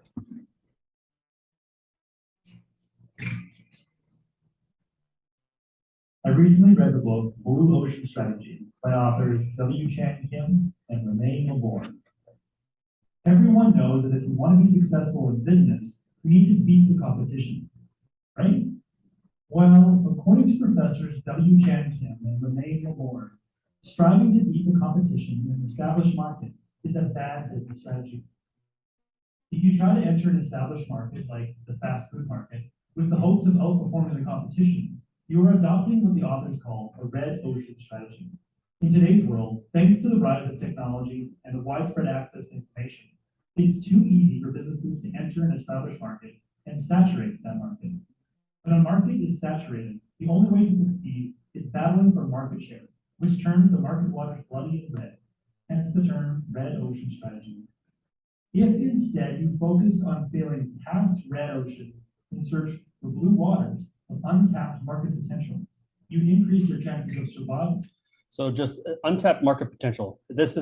These are delivering services to people that they're not currently getting right now. This is why it's so important to think about the customer experience. So the idea is you understand your customer, how they're living their lives, and then you think of a way that you can improve it that is not being improved right now. So if you can think of a way that to improve your customers' lives, then almost by definition, you're going to be pursuing a blue ocean strategy, in my opinion. And profitability. When authors W. Chan Kim and Renee Milborn studied 108 new businesses across 30 different industries, 92 of those businesses adopted a red ocean strategy and aimed at outperforming the competition. The remaining 16 businesses adopted a blue ocean strategy and avoided competition in search for a new category that they could dominate. When looking at the collective profits of all 108 companies across several years, the 92 red ocean businesses only accounted for 39% of the total profits. That meant 61% of the profits were generated by the 16 blue ocean businesses. On further study, the authors discovered that the blue ocean businesses went on to dominate the respective markets for 10 to 15 years after their initial launch. So how can we use a blue ocean strategy to find an uncontested ocean of opportunity and dominate a market for over a decade? To find the answer, let's look at how a company called Casella Wines used the blue ocean strategy to create a new category of wine that would become the best-selling wine in Australian and United States history. When Casella Wines set out to create a successful new wine product, They knew that competing with existing wine brands in a traditional manner would be extremely difficult. They would need to establish their brand over the span of several years and hope to win several awards along the way to gain the favor of existing wine drinkers. So they decided to take a different approach. Instead of focusing only on wine drinkers, like most wine businesses do, they focused on beer and cocktail drinkers, consumers in adjacent markets of other alcoholic beverages who either infrequently drank wine or avoided wine altogether.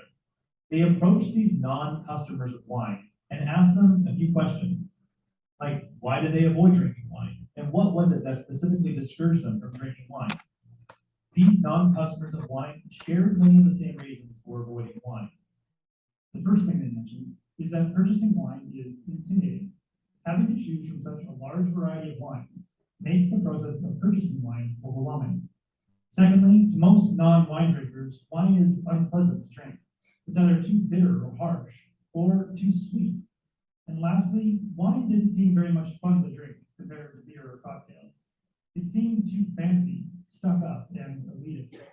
So Casella set out to make a wine that would appeal to these frustrations of non-wine drinkers, while at the same time, still producing a wine that would be considered high quality to most wine drinkers. What they came up with was a wine called Yellowtail. Non-wine drinkers actually found it very easy to drink. It was sweet enough to keep their palates fresh and keep them wanting more, but not too sweet as to be associated with cheap wine. Casella had created a new category of wine that was fun, easy to drink, and relatively high quality. However, what ultimately caused a large portion of non-wine drinkers to embrace the new category of wine was its incredible value. Yellowtail was a high-quality, innovative new product at an incredibly good price, a price that was comparable with most beers. The ability to create an innovative new product while at the same time keeping costs low is what the authors call value innovation, and it's at the heart of every blue ocean business. To achieve value innovation and discover blue oceans of opportunity, Casella Wines adjusted 4 levers during the development of the Yellowtail: eliminate, reduce, raise, and create. First, they eliminated the aging process of their wine and saved money on oak barrels and storage costs. Then they reduced the inventory to just 2 wines, a white Chardonnay and a red Shiraz. By focusing on what they could eliminate and reduce from the standard practices of winemaking, they could reduce the cost of their product while simultaneously increasing the appeal to infrequent or absent wine drinkers who valued something much simpler. After eliminating and reducing, they looked at what standards they could raise. They raised the freshness and drinkability of their wine, so it was easy on the palate like beer or cocktails. And finally, they looked at what they could create by incorporating practices from adjacent markets, like the beer industry. They created a new wine label that was simple and somewhat adventurous, like many beer labels. It just had a picture of a kangaroo and stated that the product was from Australia. It didn't have the age of the wine, and it didn't have fancy terminology that stressed the art and science of winemaking. They then came up with a bottle that could be used to bottle both white and red wine, the first of its kind. This is something that the beer industry had been doing for years with a variety of beers in the market. Playing with these 4 levers allowed Casella Wines to create its own wine category of fun, unintimidating, easy drinking wine. It attracted a whole new group of customers to the wine market in an area of the market that Casella Wines could dominate for years to come. And because they created the category of fun, easy drinking wine, they had a huge head start on the competition, making it extremely hard for competitors to steal their market share. This is the power of blue ocean strategy, and there are several businesses who have used the strategy to dominate their market. Another blue ocean business example is 5 Hour Energy, the mini energy drink that you see on the counters of almost every convenience store. 5 Hour Energy created a new energy drink market of 2-ounce bottles, and it maintained a 93% market share of that market category, despite competition from major competitors like Coke and Red Bull. Because they created the category and got out to a huge lead on future competitors, they continue to dominate that category today. If you are interested in finding blue waters for your next business idea and dominating a market for years to come, start by focusing on the frustrations of customers outside of your current market space. Then look at existing products or services within the market and ask yourself 4 things. What can I eliminate? What can I reduce? What can I raise? And what can I incorporate to create something new and attract infrequent or absent customers? By pulling these four levers, you can gradually develop a product that defies the status quo and creates a new product category that you will dominate. So stop focusing on how you can beat the competition and start focusing on how you make the competition irrelevant. That was the core message that I got from Blue Ocean Strategy. It's an innovative book that I think every aspiring. Yeah, so you can see that the basic principle is pretty much the same thing that that Steve Jobs was talking about. You begin with the customer experience. So they found people that they talked to actual customers or non-customers, and they said, what are your frustrations? What are your pains? Okay. And then they thought of ways that they could alleviate those pains and provide them with pleasure, right? For example, like just as an aside, as someone who drinks wine relatively frequently, I never pay more than $10 for a bottle of wine. I got this from my grandfather. So I used to think that wine was like super highfalutin, kind of fancy, all this other stuff. And he just, I was like, how do you pick the wine that you're gonna drink? He's like, I just pick what's cheap, you know. He's like, it's all the same, really. I mean, and it's good to just pick something, you know, just randomly pick something based on the price. And sometimes you pick a good one, sometimes you don't pick a good one, but it's not really the end of the world, right? Especially when you're not paying that much money for it. So it doesn't really matter. And the other thing is, like, nobody can really tell. A lot of people think that they can tell the difference between expensive and non-expensive wines, but the actual difference is like almost negligible, especially with modern like winemaking techniques.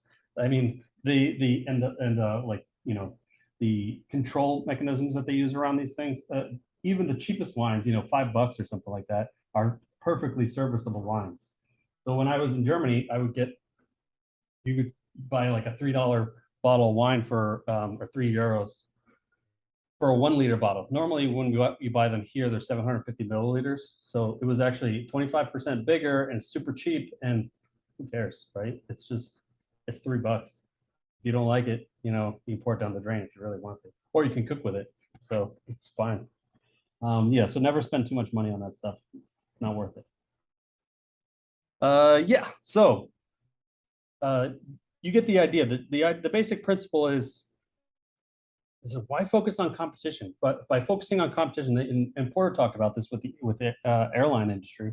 And this happens in all sorts of industries. People try to think of ways that they can outcompete without, you know, they look at the different, you know, these accounting metrics or different things that the existing competitors provide, and they say, how can I provide that cheaper, right? Or how can I slightly differentiate it in a way that that allows me to like gain a foothold in the market? But a lot of times those slight differentiations can be replicated by other competitors quickly, and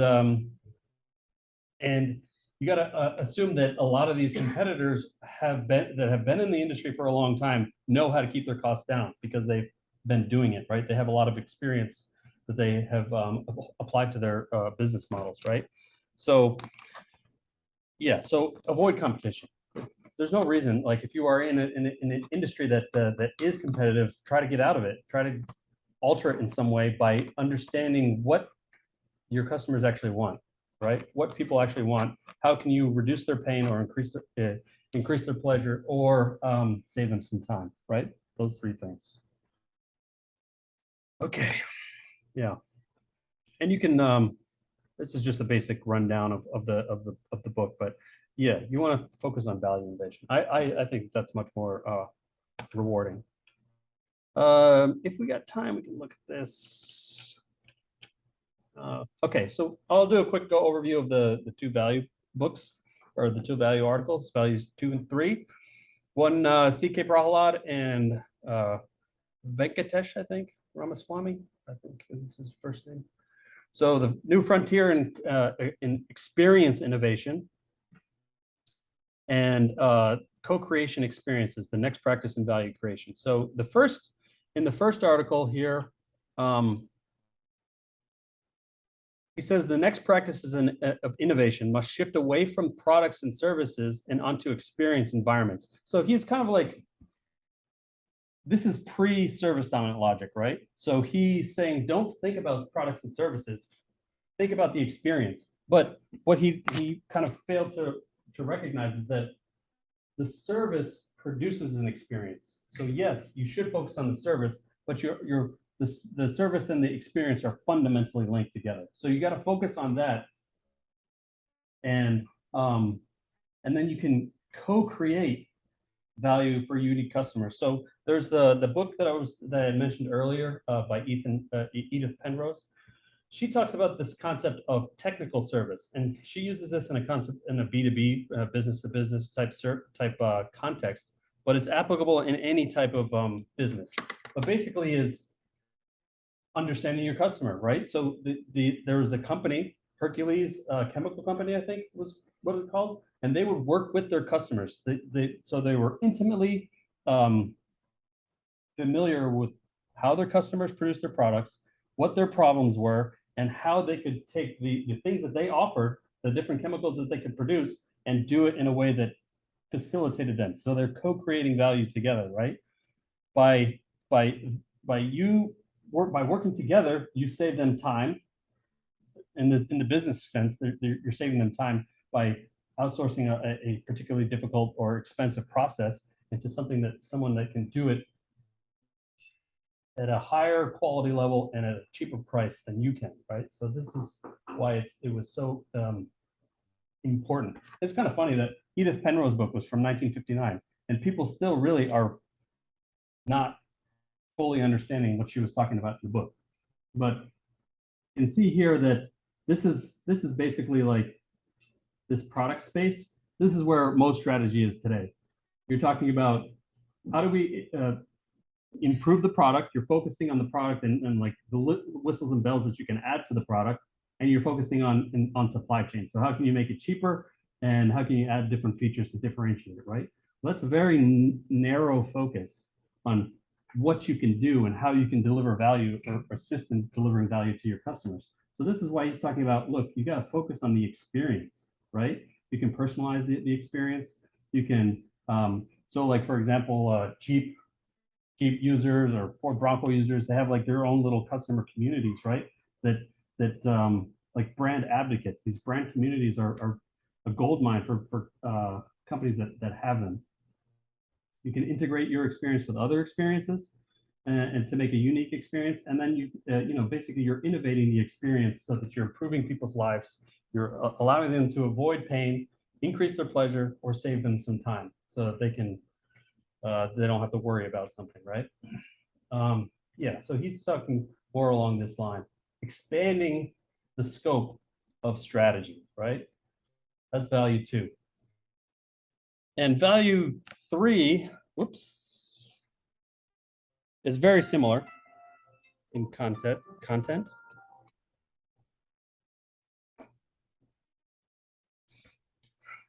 So value 3, so here he says this is the traditional view of strategy, right? The firm creates value, a product that is embedded with intrinsic, inherent value.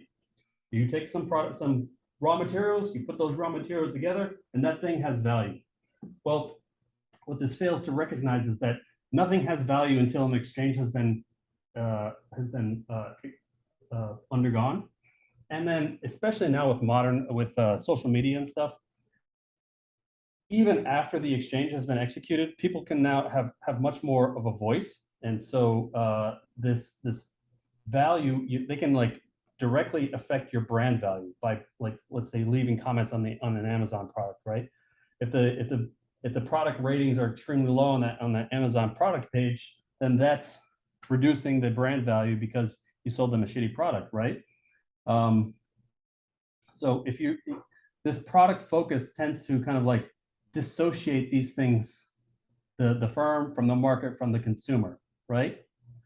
Whereas this newer co-creation experience says that it's really part of a continuum, right?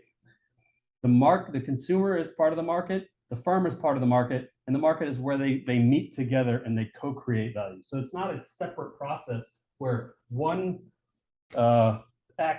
market actor produces value and one market actor destroys value, the consumer. It's a holistic, integrative, two-way street, right? because every person here is going to provide the market with some form of value. You know, you as an individual are providing market to the value or value to the market, right? It may be very diffuse. Like let's say, for example, like as someone working in the military, right? The military, what service are you providing? You're providing some sort of like stability and safety to a huge amount of people, but it's very, very diffuse, very small amount as an individual, right? But in return for that service that you're providing for to the national market, so to speak, you're given a certain amount of rights to future service, that money, and then you can spend that money on the market and, you know, engage in value co-creation. That's why this concept of value co-creation is really, really expansive. So it's not just talking about what I was talking about with the Hercules company, where you get to know your customer and the customer has input on the creation of the product. That is a form of value co-creation, but value co-creation is much more expansive, where it's talking about more about the interdependence of society in general, because you know you have one person that's good at one thing, like plumbers or carpenters or something like that. They're providing a service to their market, and then in exchange for the service that they provide to the market, they get some sort of rights to future service. They get money, which they then can use to purchase other services that other people are providing to the market. So yeah, this basically is a recognition of that fact that everybody is a market actor, everybody is a resource integrator, and everybody is a service provider, whether that service has a monetary value or not. Some services don't, right? So let's say, you know, when I was hanging out with my grandfather, he wasn't providing me with a monetary service, but it was still something that I derived pleasure from, right? Or got some sort of enjoyment out of, or I got some sort of knowledge out of him, something like that, like how to not be so choosy about picking wine or not be intimidated about picking wine. So there was value in those things, even though there was no monetary exchange. This is why it's kind of like, again, why I think if you use that product focus, you tend to focus on the physical thing rather than the actual experience. When you understand that value creation is this co-creative experience-based thing, then you kind of expand your view of what value creation really is. And okay, last video of the day. This is a review of the service dominant logic video. So whenever 12:15, I don't think it's gonna, yeah, it's less than 20 minutes. Yeah. So I really like the way he presented this article. The paper I'm going to be talking about is titled Evolving to a New Dominant Logic for Marketing by Steve Vargo and Robert Lash. It was published in the Journal of Marketing in 2004. So this guy's a strategy guy. He's giving his perspective on this marketing paper, which I said is it's a theoretical paper that's applicable outside of marketing. So he's giving his strategy perspective on this marketing paper. Oop. Vargo and Robert Lash. It was published in the Journal of Marketing in 2004. Now, this paper is, I believe, a seminal work in that it first challenged the way marketing in particular was considering products, services, and the way these are sold. What it does is suggest a new dominant logic, moving away from products and services to this new service. And I'll explain exactly what they mean. Now, for me, this paper is beyond marketing, and it's really had an impact in the way we think in operations management, in strategy, and in a number of other areas. I'll try and explain the paper to you and leave you to interpret and read it yourself and how that might fit into your world. So a dominant logic or business schema is an established way of thinking. Now, when we work for a firm, often we say somebody's gone native if they've worked there for a number of years. And what we mean by that is they've established in their own minds, or they've accepted certain patterns, certain ways of thinking and understanding something. Now, this is a dominant logic, the dominant way that your mind understands or solves a problem. So in the paper, Vargo and Lash is saying there is a dominant logic in marketing for understanding how we talk about products and services.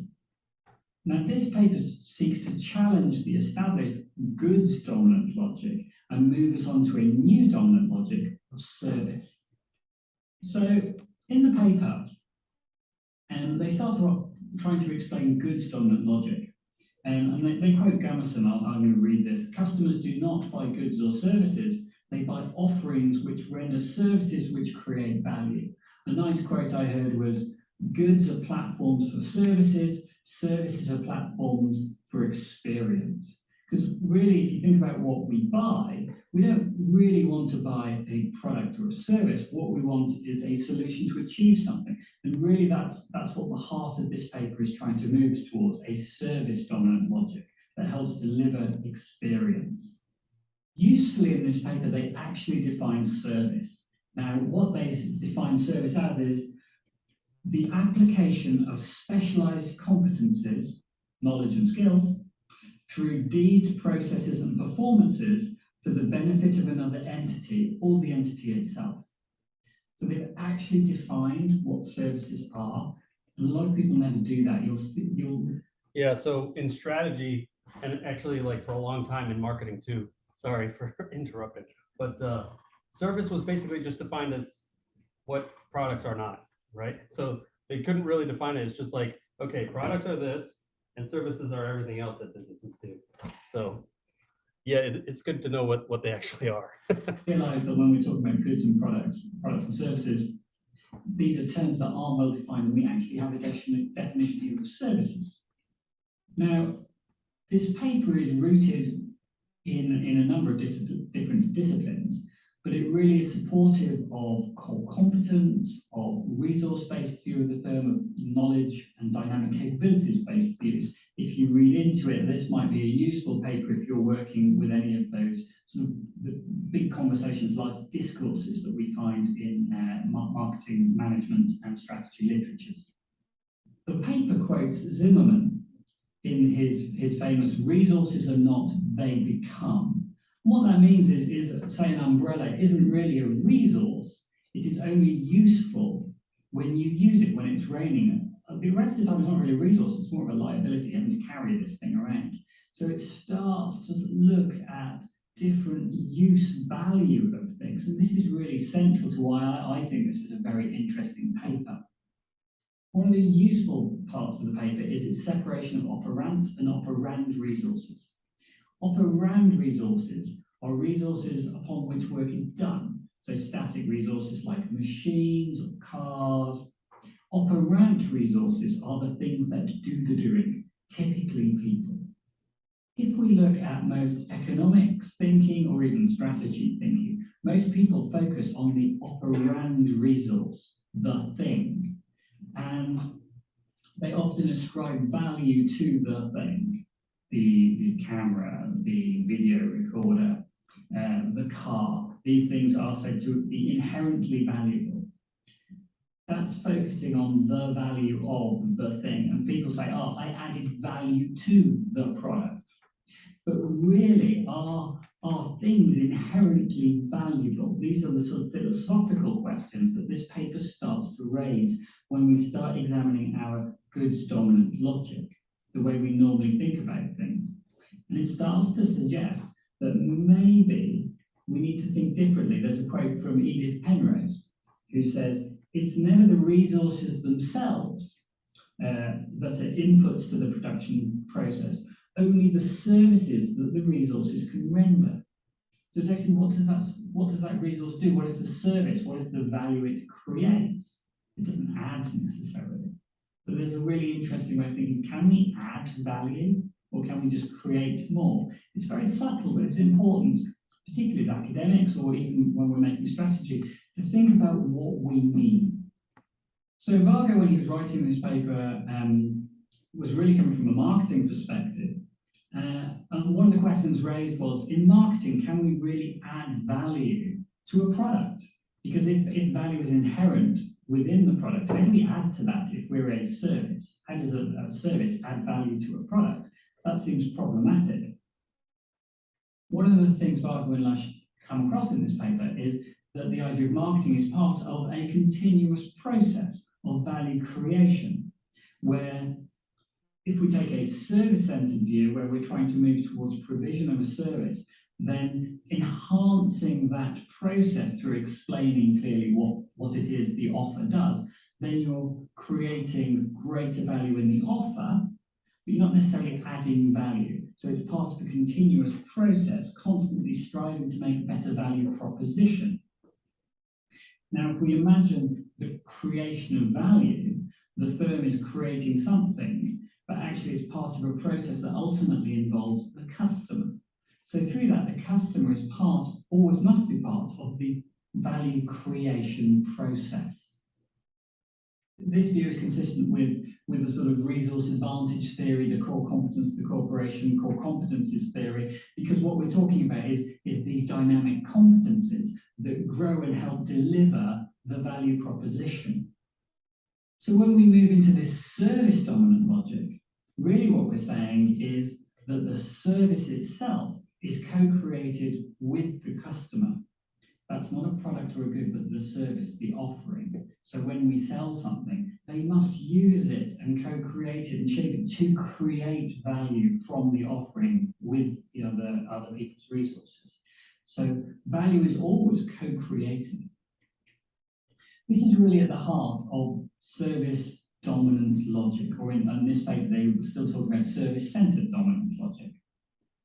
Within the paper, Varga and Lush create a number of foundational premises. So I'll briefly talk through each one and give you my understanding of them. The first foundational premise within the paper is the application of specialized skills and knowledge being the fundamental unit of exchange. Now, there's reference in the paper made to Adam Smith. Adam Smith was really focused in his book, The Wealth of the Nations, on the idea that value is embedded in products and goods, and you make a surplus of them. And because you've embedded your knowledge within this good or product, you can then put it on a boat, send it overseas, and bring wealth back to the nation. I mean, this was his idea for the wealth of the nation. So it's really focused on this value is embedded, value is added to a good, because that made sense in this export-focused world. So Adam Smith, when he wrote Wealth of the Nations in 1776, in his world, he was really looking at how do we make our country wealthier? And we do that by embedding our skills and our knowledge in goods, making a surplus of them, putting them on boats, sending them overseas, selling them there, putting more valuable goods or gold or money, however that might be, on our ships, bringing them back. That makes our nation wealthier, and we do it through export. That really was his focus. Therefore, for Smith, the idea of being productive and productive activity was in the creation of tangible goods.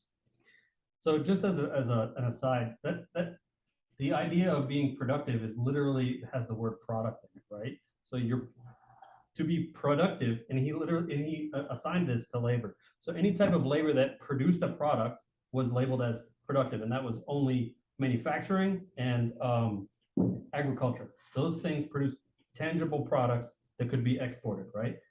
Every other type of labor that people engaged in was called unproductive labor, because you cannot export services, right? At least not when you didn't have the internet and things like that at the time. So yeah. And that was what exchange value was all about. So this thinking has really pervaded up till today, where there's a great focus on the idea that value is embedded in an object, and you can add value to something, and then you send it out as though it was inherently valuable. Now, if we consider that, well, surely it's not possible to embed value in something, because going back to our umbrella example, if we have an umbrella, the umbrella isn't inherently valuable. It's only valuable if it's raining. It's very difficult to sell an umbrella if it's not raining. Varga and Lush quote Bastiat, who says that people have wants and they seek satisfactions, but they do that through service for service exchange. So it's exchanging knowledge and skills with knowledge and skills, and together creating the satisfactions that they need. In foundational premise 2, Varga and Lush describe how over the years and with the changes in operations management practice and process, that indirect exchange is masking the fundamental unit of exchange. So what they're challenging here is the idea that we exchange, products for value. As we've had the division of labour, and as we've broken manufacturing down to lots of different steps, somebody in a manufacturing process could have no interaction with the final customer at all. We see that across global supply chains. Somebody making something has no idea what it's for. So the skills for skills, service for service exchange starts to become hidden within this big industrial process. This also has allowed quality to be ignored, because maybe somebody manufacturing a step has no idea about the end user's use of that product. So they skip things. They may have no connection. There may be multiple steps between them and the final user. This has created issues in quality and actually led to total quality management starting to be developed as an area. Something I studied in the early 90s, 94, 95, TQM became a big issue. Because these large production processes allow people to ignore the quality aspects of the final customer, and therefore it was necessary to bring this new quality regime back to say, look, what does the final customer want, and how do we embed quality and think about that throughout the production process. We also see that people are compensated indirectly. So you may be paid for something and you have no idea or no appreciation of the final use for your thing, because it is passed down multiple parts of the supply chain.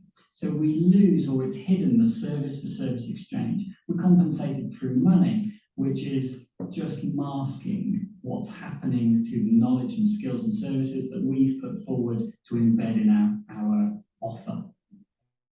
The third foundational premise is that goods are distribution mechanisms for service provision. This goes back to the idea that the product is a platform for a service, and the service is a platform for an experience. One carries the other. And ultimately what people want is those satisfactions. That's what people buy. The fourth foundational premise is that knowledge is the fundamental source of competitive advantage. This is really a focus on operant resources, because a particular focus on process management, we all know, if we focus on the people, on the knowledge, on the skills, that's where we create greatest value. Through working together and maximizing what we know, we use the correct resources to deliver the greatest impact. The fifth foundational premise states that all economies are service economies. We have heard, and you will have heard that, we're a service economy, we've moved to a service economy. A shift is occurring into a service economy. But if we think about it, and Vargo and Lash go into this, the idea, well, the hunter-gatherer was a service economy. Everybody's always been engaged in service provision one way or another.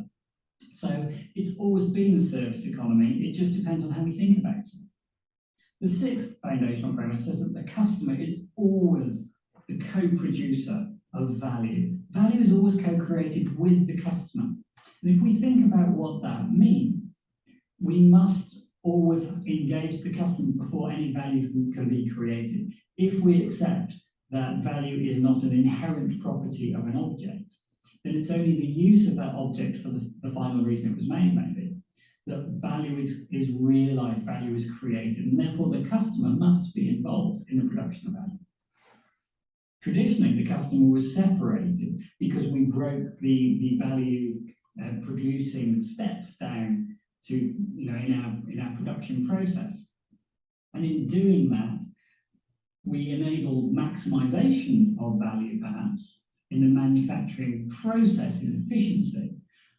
But we're not talking about maximizing value for the customer at that point. The seventh foundational premise is that the enterprise can only make value propositions. And what that means is the object doesn't necessarily embed value. We can only offer something that is potentially of value to the customer. The value is only realized when they use it. So any firm can only offer a value proposition. We can't add value, we can add to the proposition of value. It's quite subtle, but to me this is hugely important in the way we think about strategy and operations management. Everything we're doing is just building a proposition. If we engage the customer and really understand use, then we can maximize the proposition. And it is only in use where the customers have understanding and knows what they're doing with our offer, then value can be maximized. They might pay more, they might realize more, they might achieve more. There's a lovely quote from Gunnison who says, an unsold good has no value. And this really helps underpin what this foundational premise is about.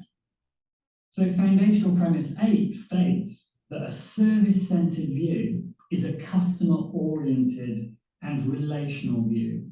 Because when we start to accept that the customer is part of the value creation process, then it's all about that relationship. It's customer-focused, customer-oriented. And to me, that really helps you think about your business and makes you realize I've really got to engage my customers and understand what do they do in their context with my offer. And context is hugely important because there might be multiple different contexts of use. And therefore, you might be able to tweak your offer so that it better matches different customers' contexts. So for me, the paper it's a starting point for the whole of service dominant logic. Okay, so we're kind of low on time. So group 3, if you haven't, you uploaded a link to the video, right? Yeah, I did it in the beginning of class. Okay. and the questions. Oh, okay, good. Okay, so so no class next week, spring break. So I'm gonna extend the deadline for there's a couple people that didn't yet participate. Plus I wanna engage in that two-way discussion. So I'll extend the deadlines for those presentations and discussions. But basically I want everybody to go in, answer the discussion questions. I'm gonna go in, I'll respond to your answers, then you respond to me. I'll put it in the thread. But basically, that's all I want you guys to do over the break is engage in the discussion on there, okay? And I'll make the deadline, like I said, before the next class. So you got 2 weeks to do that. Okay. Any questions? Maybe next time I'll bring some coffee for you guys. Okay, well, have a good spring break. And, yeah. Stay dry. Yeah.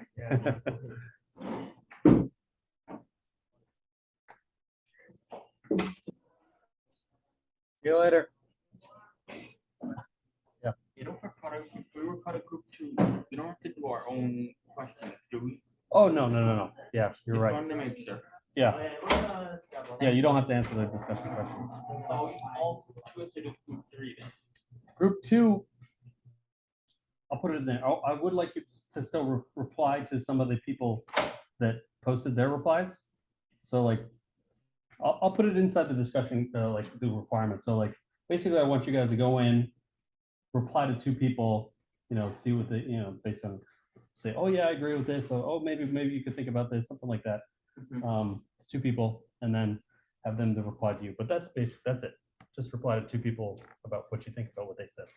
Okay. And then I'll right after this, I'm going to be updating the discussion forum to put the instructions in. So they'll be in within the hour. Okay. Okay. All righty. Thank you. Yep.